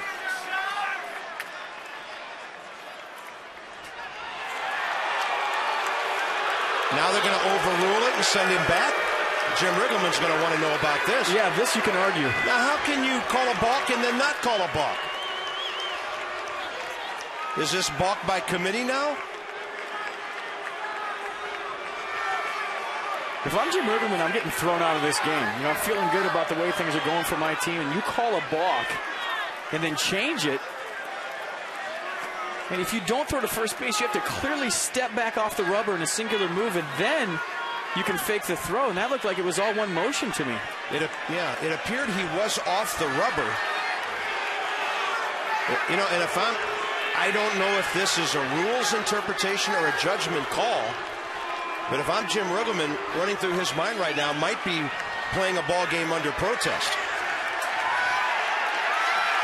He's mad, and he seldom gets this hot.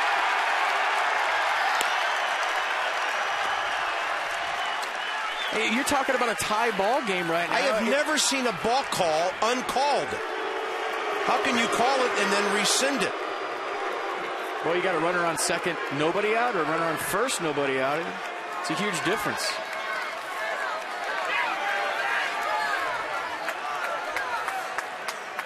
I think he did everything he could to get thrown out of the game. And a lot of times when umpires do something like that, they know they'll give you a longer leash.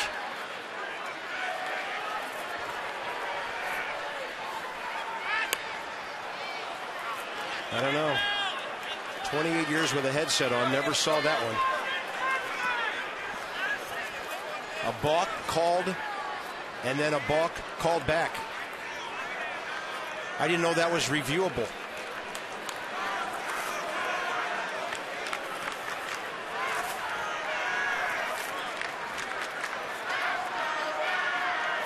Desmond has struck out twice today. He rifles one up the middle, and Nix will go to second base. Ian Desmond coming alive with 3 hits today. And here's Jerry Hairston Jr., who's driven in today's only run in the nightcap. Well, he's going to get a fastball this time, and he got a fastball that time. So Jerry Hairston Jr. feeling good at the plate. If you remember the other night, he lined out a couple times to center field. I looked at him the other day, and I said, your swing looks good. And he said, shh, here I come. And you know, you're seeing it today. Feeling good about himself. I think you have to bunt in this situation, though. Even though he's 2 for 2 with a home run and a double. We're talking about the bottom of the 7th inning of a tie baseball game and the 8-hole hitter. And if they weren't bunting, he'd probably pinch hit a left-hander. You're at home. You've won the first 2 games of the series. Looks like Matt Stairs is coming up the steps to bat next. It's Hairston with nobody out.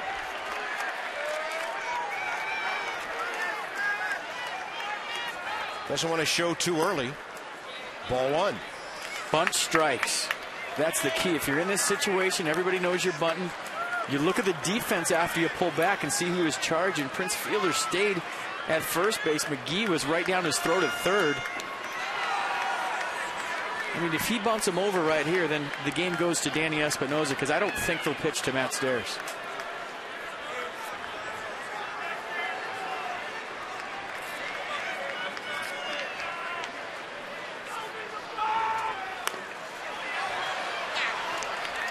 That evens the count 1-1. You know, and sounds weird to say this, Hairston the only guy with 2 hits. You never know when Stairs could be a decoy. He could send up Cora if runners are at second and third, because he has to know they may not pitch to Stairs. I don't think Matt's been used as a decoy much in his career. But you go for the knockout punch here in the 7th inning when you're in a position to sweep a series. Now he fouls it, and you may have to call off the bunt. Well, I definitely think you call off the bunt with 2 strikes. I don't think it's that crucial of a situation to where you bunt Jerry Hairston with 2 strikes. You never know. Maybe if you're Cameron Lowe right here, you do an inside move to second base to see if Hairston shows bunt, just to make sure, and then you set your defense accordingly.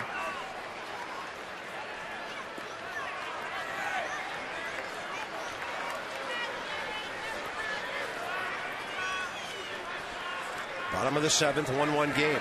2 on, nobody out. How many times you see a guy miss bunts and then get a hit? That's in the dirt. Deflected up the third baseline by George Kataris.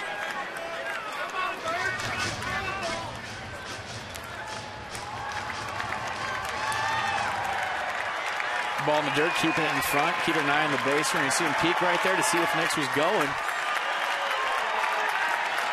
Milwaukee very aware that Washington's been aggressive on the bases this weekend. Now the count back even.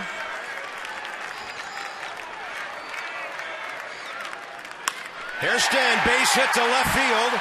Braun's got a great arm, and so Bo Porter holds the runner, and the bases are loaded with nobody out. They can't walk Matt Stairs now. Jerry Hairston Jr. have an afternoon. A single, a double, a homer, a triple shy of the cycle for Jerry Hairston Jr. Now got bases loaded, nobody out. And Matt Stairs up. This is why he made the team, for this situation right here. Bottom of the 7th inning, tie baseball game, winning run on third base. Go-ahead run on third base, I should say. And these are the at-bats you live for. Livan Hernandez goes 7. A run on 6 hits, walks nobody, strikes out 3. And Stairs could make him a potential winning pitcher. Fastball hitter, fastball pitcher, and he misses with 91 away. Look at that, 12 grand slams. That is unreal for a guy who doesn't play every day anywhere.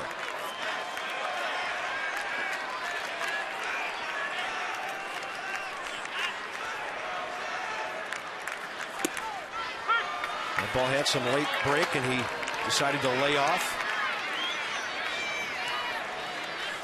The base bunch, they all singled. Nix, Desmond, and Hairston.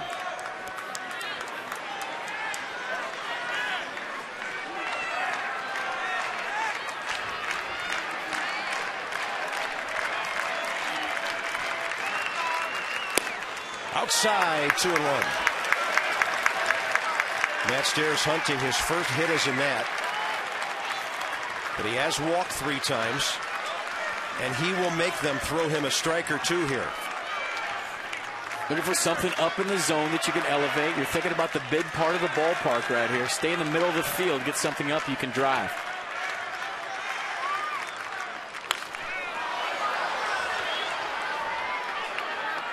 I can see why Lowe throws a lot of fastballs. He's got some really late run to that thing at 91. 13 homers against the Brewers. He's hit 265. 23 of them as a pinch hitter.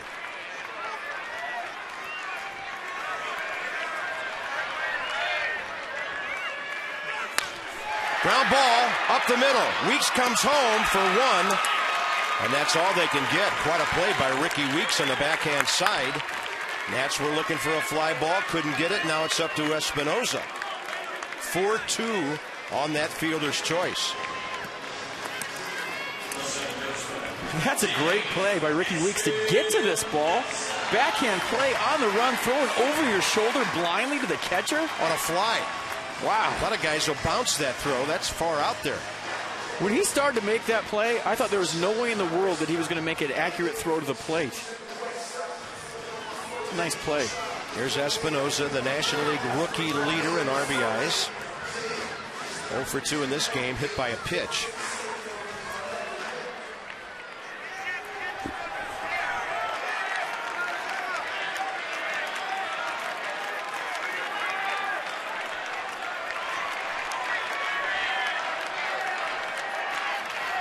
Will he jump on him early? He tried. Good pitch from Lowe right there. A lot of movement late, Bob, like you were just talking about, down in the strike. So an obviously Lowe, a ground ball pitcher. This is where you really have to fight to find a pitch elevated in the strike zone that you can drive. And if you're Matt Stairs on first base, you really got to work on your secondary lead. In this situation, you're looking to blow up a double play. You're doing anything you can to break up a double play and get that lead run across the play.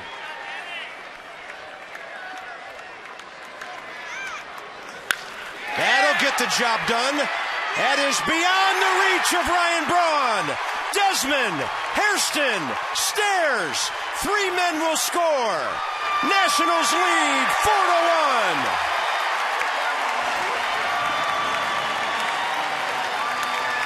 Danny Espinoza, 7 RBIs in this series.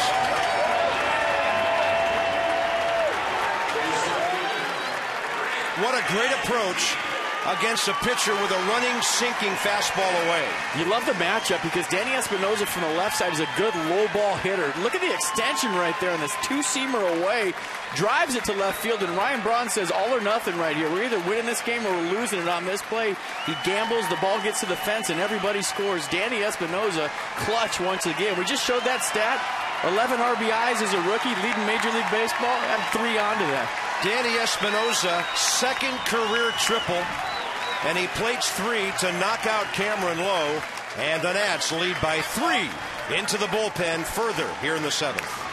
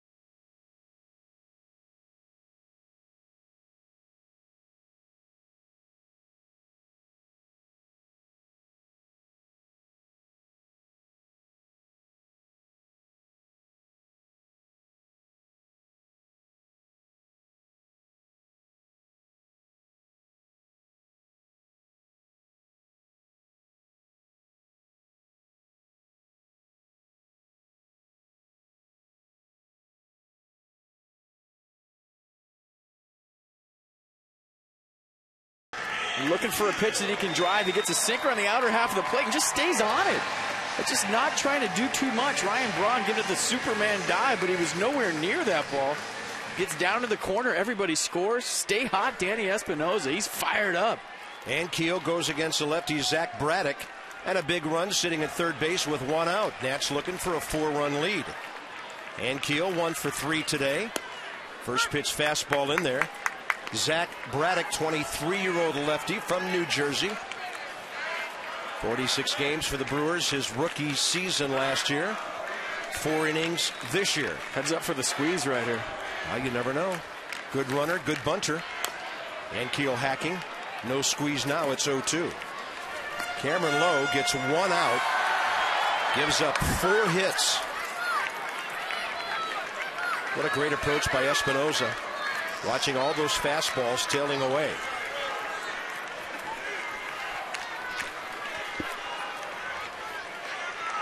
Target away. Ankiel skips back from an inside fastball way inside. Well, if I had that information off the internet that Cameron Lowe throws 93% fastballs, guess what? Rick Eckstein and the Nationals had that information. Those guys went up there sitting dead red. Danny Espinoza got a great pitch to hit. I didn't know there was a fastballs.com. There's 60feetinches.com, 60feet6inches.com. Nice. 2-2 to Ankiel.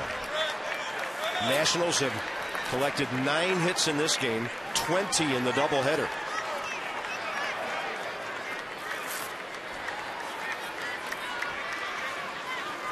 Ankiel severely jammed, fights it off. This game's got a nice game flow to it all of a sudden as the Nats wake up the offense. And the game flow is brought to you by Corona, who invites you to find your beach.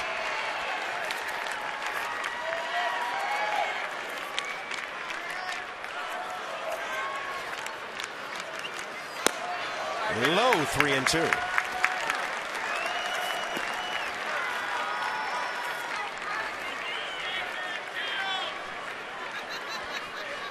Michael Morse had an amazing hack last time.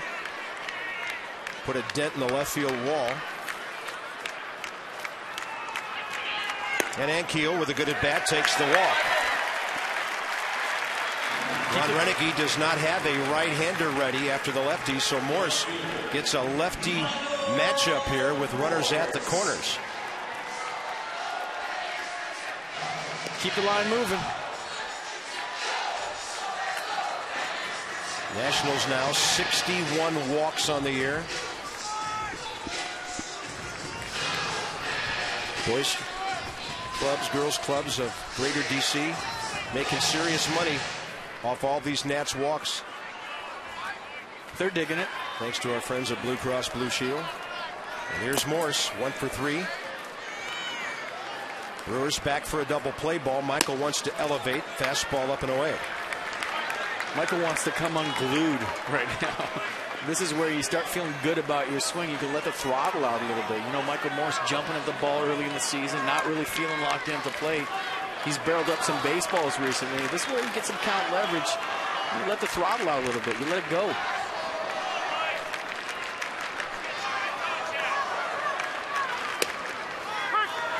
Took a little bit off. Outside corner, 1-1. Well, Michael's come alive in this series. He has 4 hits, 8 at bats with an RBI.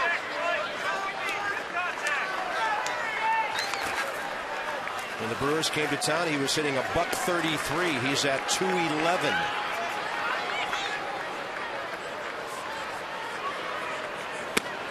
And the breaking ball, he IDs it well and takes it. Espinoza, the big hit of the game, just like in the first game when he banged a 3-run homer. This was a 3-run triple. Ankiel then walked.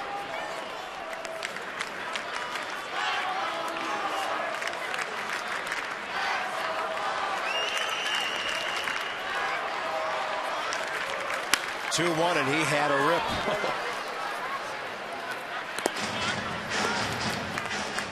That's the one thing Felipe Alou taught us at a very young age in A-ball when he was our skipper in West Palm Beach, Florida. When you get ahead in the count, use your bat as a weapon. It's a weapon.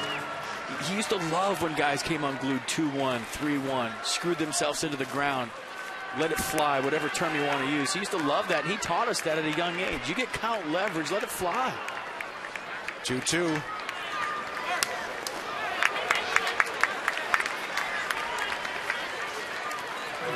Nothing used to make him more mad than a guy 2-0, 2-1, 3-1, rolling over on a ground ball with a 2-strike hack. You get ahead in the count, do some damage, or at least think about doing some damage.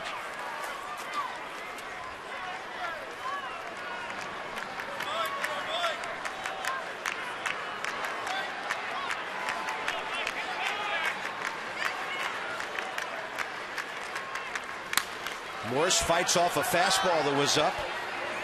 He has fouled off a bunch of pitches today. And this Nationals team continues to make pitchers work. Giovanni Gallardo in 6 1/3 today. First game through 107 pitches. Marco Estrada in 6 innings tonight through 96. Lowe got hammered. Braddock now having a hard time dealing with Morse. Target in. Michael reacts late and still gets a piece. Little 9-1-1 emergency hack right there from Michael Morse. You got to love it. Buy yourself another pitch. He was fooled on the curveball, fooled on the off speed. What does he do? Emergency hack, foul it back, get yourself another chance. Hey, how often do you get to see 8 pitches from a reliever in 1 at bat? That's about to happen.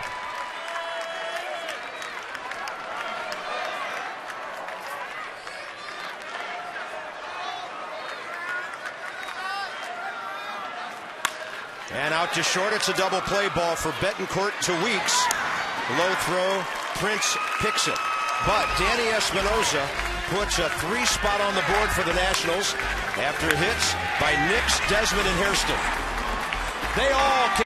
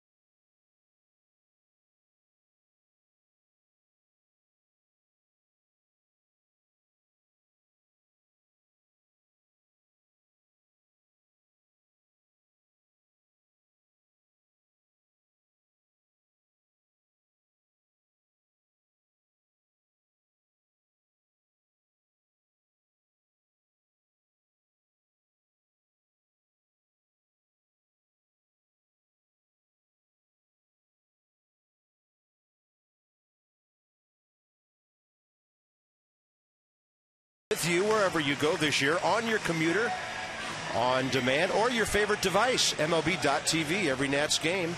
Visit Nationals.com to order. More details there, MLB.tv. Baseball everywhere. Shoring up the defense now. Jerry Hairston Jr. moves from third base to left. Michael Morse out of the ball game. Alex Cora with that nice glove of his at third base. Trying to compensate for Zimmerman being out for a while, and now batting third in pitching will be Drew Storen. 9th appearance, ERA just over 1. And Storen 7 strikeouts, 3 walks in 8 1/3 innings so far.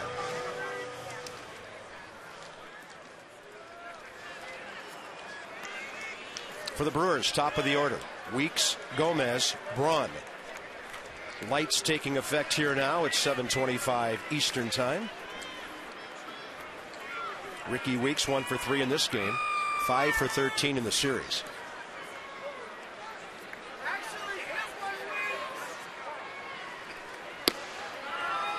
Slider missing, ball 1.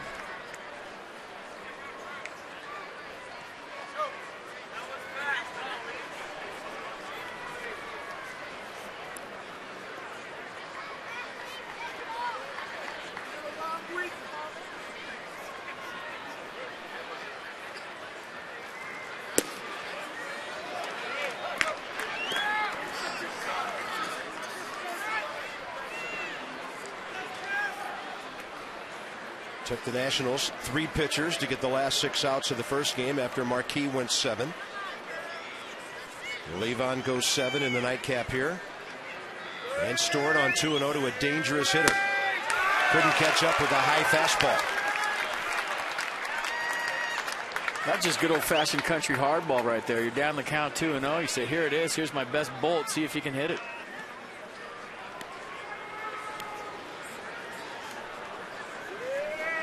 Gomez 0 for 3, and then Braun, who's hit the ball well.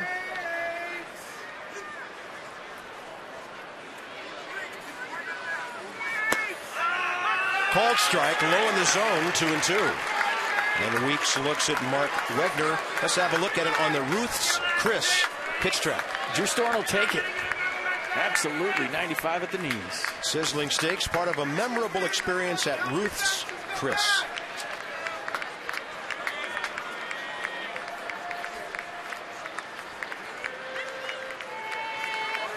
Front door breaking ball. Cora cuts it off, gets rid of it in a hurry. 1 out. That's such a great glove to be able to bring in off the bench late when you have a lead. You and I are thinking alike. I love watching Alex Cora play defense. Tuesday night, John Lannon for against St. Louis. As long as that guy's unavailable, he can clap for the guys replacing him. Jake Westbrook for the Cardinals in that game. Zimmerman Garcia Wednesday. Gorzalani Loesch Thursday.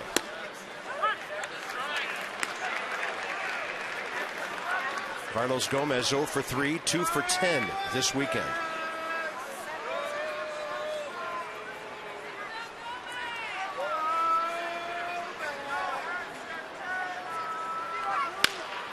Little ground ball out to Desmond.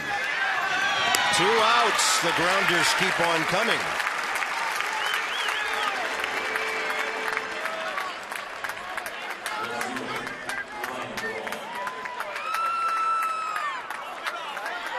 By the way, Jason Marquis had 13 ground ball outs in the first game today. 2 by Storen here.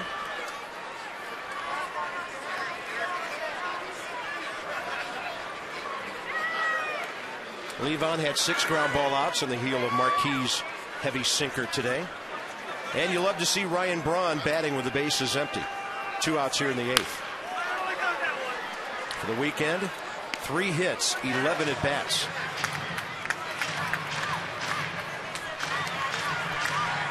Brewers came to town hot. The Nationals pitchers have cooled off their bats. Prince Fielder has 1 RBI in this series.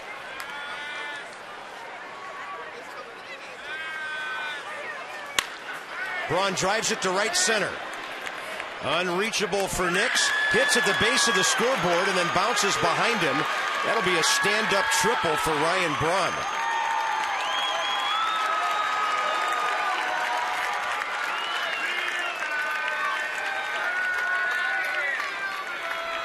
Such a pretty swing. So short, so compact, so smooth. Let's check it out on the replay.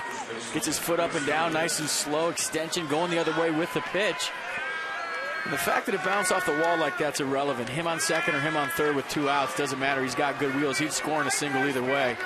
Just a nice piece of hitting by Ryan Braun. Here's Fielder, 1 for 3 with a double.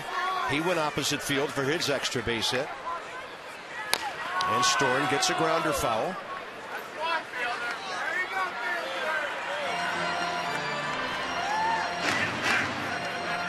This doubleheader started almost 6 hours ago.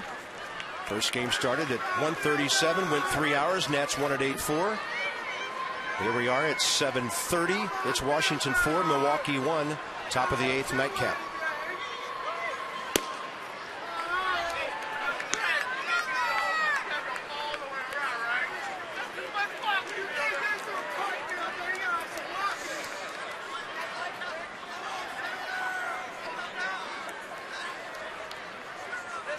Espinosa, short right field on the shift. Desmond up the middle.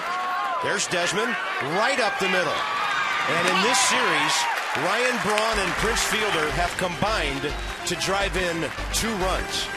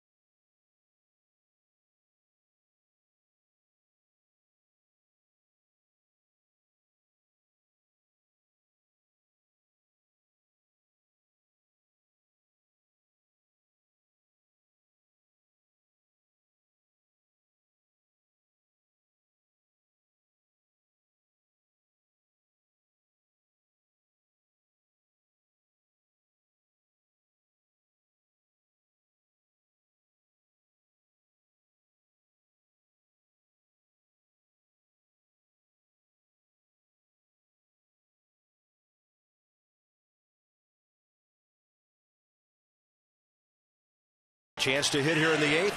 Yudesky Betancourt, the only damage for Milwaukee in a 3-hit 4th. Jerry Hairston Jr. having a big day. Danny Espinosa, big hit. And this is it, our Ford drive of the game. Danny Espinosa's been driving some Fords the last couple of games. He had the 3-run homer in the first game, the 3-run triple in this game.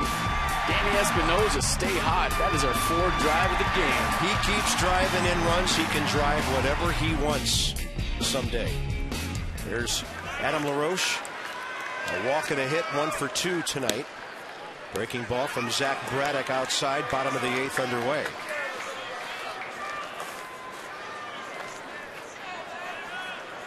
Adam, a respectable series. He's 3 for 10 with 2 walks. So he's found a way to get on base 5 times.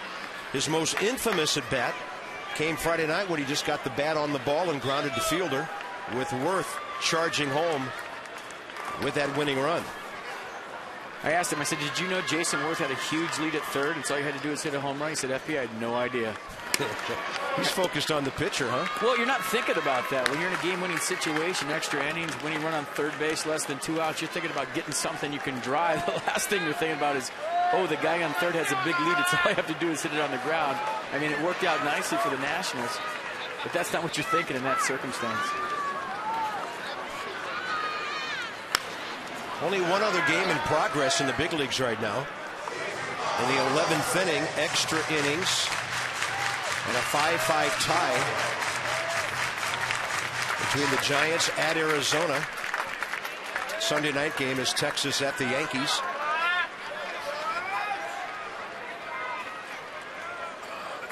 Florida lost today. Atlanta lost today.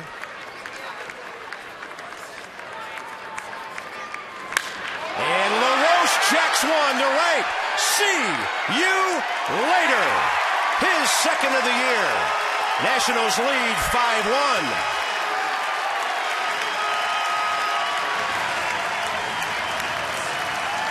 Five home runs in the doubleheader by the Nationals. And for LaRoche, the 163rd of his career.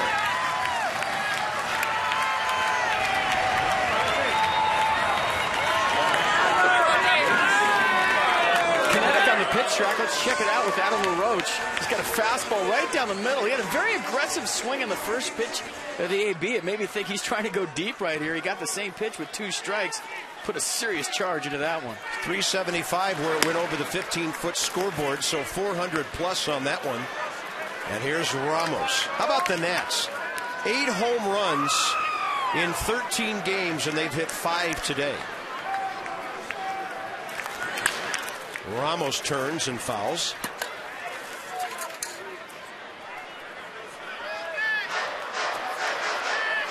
Now the Nats have hit 1 homer fewer than these wall bangers from Milwaukee. Washington up to 13. I'm telling you, weather heats up, bats heats up. It's that simple. I mean, when you get warmer weather, it's so much easier to hit. You go up there, it's cold, it's rainy, it's damp, it's tough to get loose. And you're facing, some of the best pitchers in the National League, and they're pounding you in. Everything you hit is, giving you bumblebees in your hands. Well, we couldn't wait every season for May and June and July for the weather to get warm, the ball to start carrying all of a sudden. We've seen so many hard outs early in the season, especially here at Nationals Park, that the ball going nowhere to right field. Now all of a sudden, what do? You get your first nice day, and all of a sudden the Nationals hit.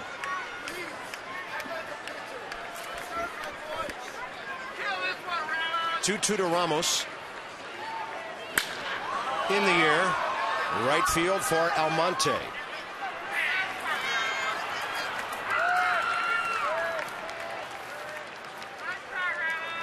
And that'll bring in Lance Nix with Desmond to follow with 1 out here in the 8th.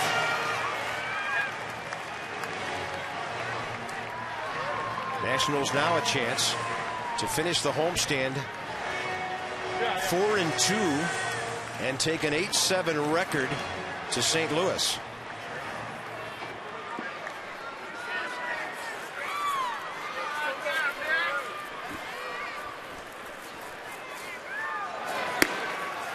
And a breaking ball upstairs to Nix, who singled up the middle last time up, and he got that 3-run rally going with that leadoff hit in the 7th.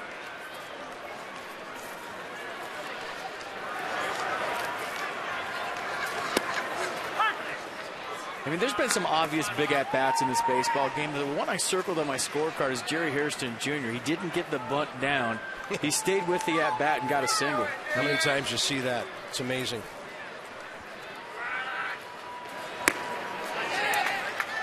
No swing, says Mike Estabrook. He had the leadoff single by Nix. Desmond with a single. Then Jerry Hairston Jr. trying to bunt those guys over. He missed a couple of bunts. And what does he do? He stays with the at-bat. Veteran presence that he has. You know, no panic up there. I still have a big strike left. Gets a base hit. Now you got bases loaded, nobody out. And Nix will get overpowered and pop one to center for Gomez. 2 outs. Next up, Ian Desmond, who followed the hit by Nix to set up a first and second, nobody out. And suddenly Ian Desmond, thanks to a doubleheader on Sunday, and you made a great point, FP, talking about the numbers of at-bats you get in doubleheaders. Starting today, Desmond was 0 for 27 at Nationals Park. He makes 2 outs in game 1, doubles, homers, and then in the second game he gets a base hit. So suddenly all is well again with his bat. Well, this is a huge at-bat. Why? Because Jerry Hairston Jr. is on deck. He's a triple away from the cycle. Duly noted. Get him up there. Get him a chance. There's triples all over this ballpark. Last Nat to hit for a cycle, Christian Guzman in this ballpark several years ago. And in the first year of the Nats, Brad Wilkerson, the only other.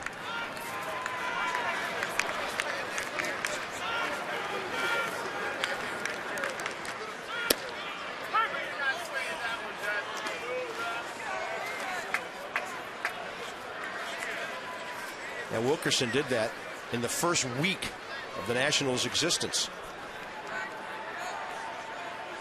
2-1 to Desmond.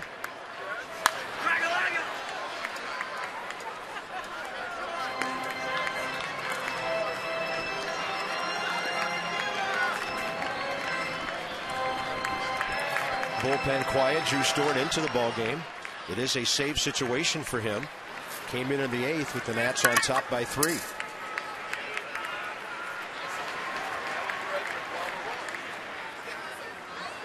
Desmond reaches out and strokes a base hit. Game on. How do you go for a triple? You don't. You swing hard in case you hit it. I needed a triple for a cycle one time, and I hit it down the line. Didn't even know I needed a triple for the cycle. I stopped at second base. It was a stand-up triple, and something I regret every day of my life. But for Jerry Hairston Jr. right here, he's just thinking making solid contact. I know it's on his mind. He's aware. It's not like you can go up there and say, I'm going to try for a triple. That will finish Zach Braddock. And Jerry Hairston Jr. will be facing a right-hander with 2 outs in the 8th inning.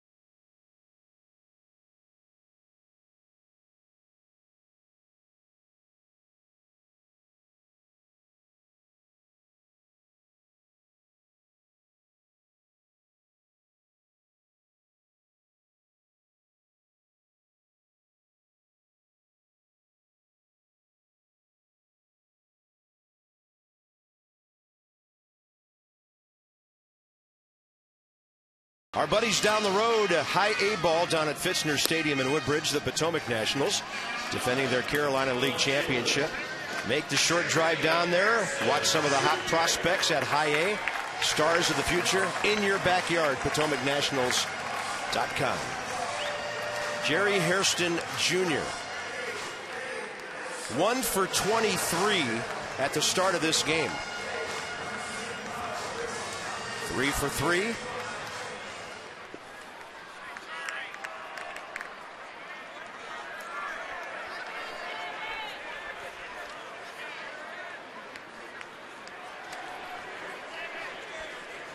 Right-hander Sean Green. Occupied with the runner for some reason. Jerry Hairston Jr., by the way, 20 career triples. He'd love 21. And so would the Nats. You talk about a 4-run lead versus a 5-run lead. It's a big difference. You're taking that whole one swing of the bat away and one at bat. And by the way, Desmond is 5 for 5 stealing bases. And Green, the sidewinder, not that fast to home plate.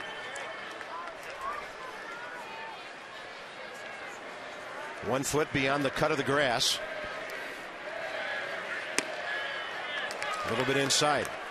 Interesting, when the pitch is delivered, fielder jumps out from where the base runner is and tries to cover about 30 feet off the bag.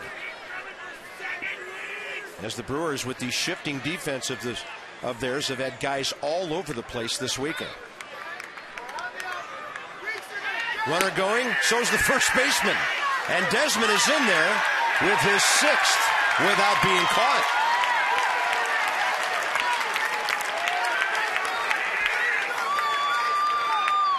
A great jump by Ian Desmond. We talked about this being a big run. He's in scoring position now. Check out the throw. Great throw. Just barely gets in there. Weeks can't handle it, and that was a difference. Yeah, the ball was hopping up into his glove, and he lost it. He might have been out right there if he keeps that ball in his glove. Tough play on a bouncing throw.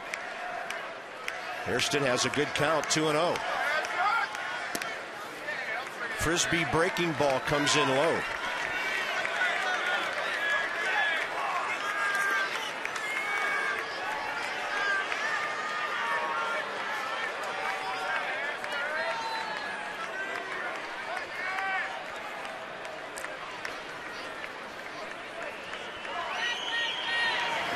Way outside. And the fans who know the kind of 3 hits he had are booing. The fans that are left were chanting, Jerry, Jerry. The whole at bat. Love it. That'll get Alex Cora to the plate. Alex 2 for 11 in 8 games with an RBI. Contact guy. He's only struck out once. Figures to put the ball in play here at the bottom of the order, bottom of the 8th. Tell you one guy who's going to have to make good use of his warm-up tosses is Drew Storen. Been in the dugout for a long time.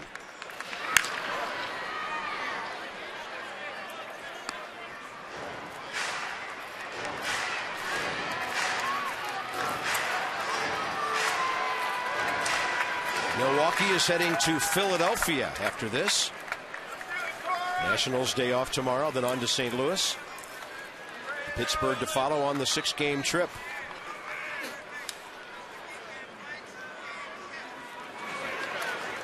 Cora goes up the middle. Betancourt. And we're on to the 9th. Nationals pick up a run on the LaRoche homer. 5-1, 3 outs from a sweep.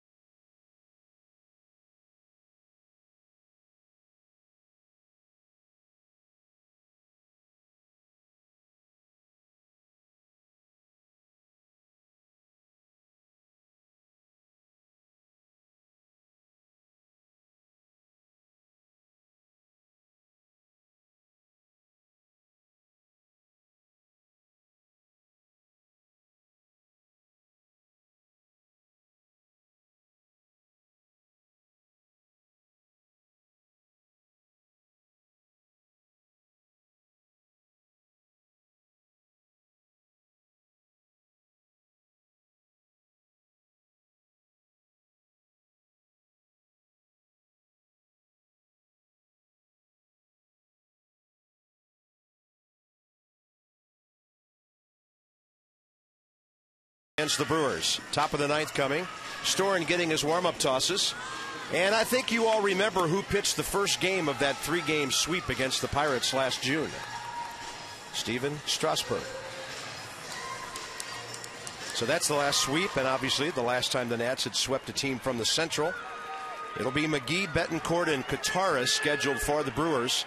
Top 9. Did you hear that, partner? That was me knocking on wood right there. Oh. I thought somebody with a broom was at the door. You guys, the old ball player in me comes out. I get superstitious when we saw stuff like that. Oh, we've never had that discussion up here. I'd imagine you have.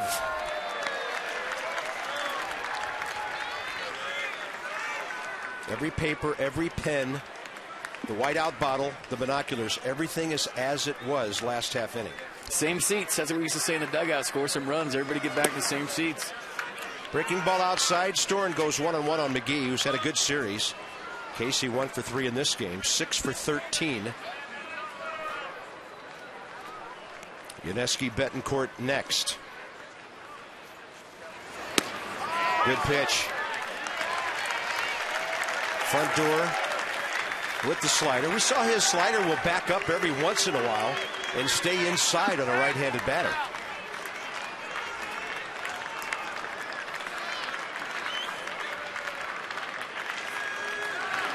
Oh, look at that killer slider. 1 out. That was a killer slider. That's your term. You've coined the phrase, the Drew Storen killer slider. Let's check it out. But not a whole lot you can do about that. I mean, something that breaks that late, your brain tells you that's going to be over my head. Next thing you know, you take it. It's right in the catcher's glove. Strike 3 looking. Thanks for coming. Betancourt next, 1 for 3 with the only run batted in for the Brewers in this game. Drew Storen, 5 saves as a rookie last year.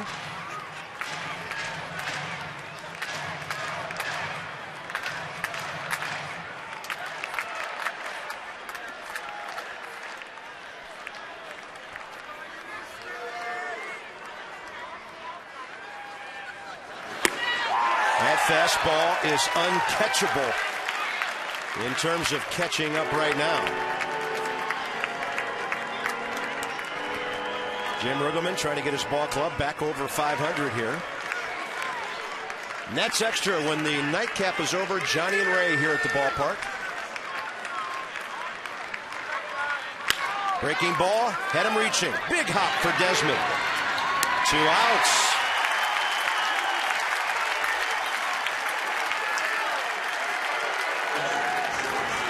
Fans have been rewarded for a long day at the ballpark.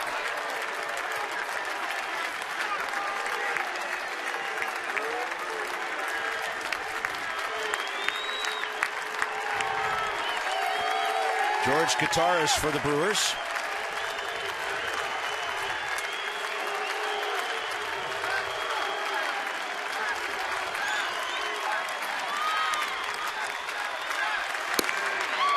Fastball a little bit low. Livan Hernandez in line for his second win. 168th of his career.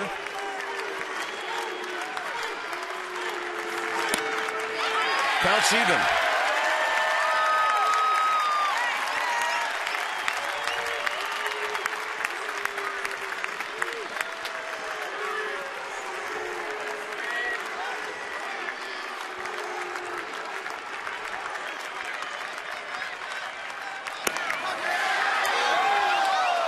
Just off the plate outside, 2-1. It's a little hop from Drew Storen right there. He wanted that call.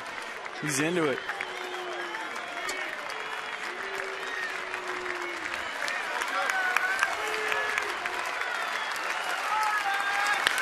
And a pop fly left side. Desmond or Hairston. Outfielders call. National sweep. Brilliant pitching throughout the weekend. And Washington sends Milwaukee to Philadelphia with 3 losses.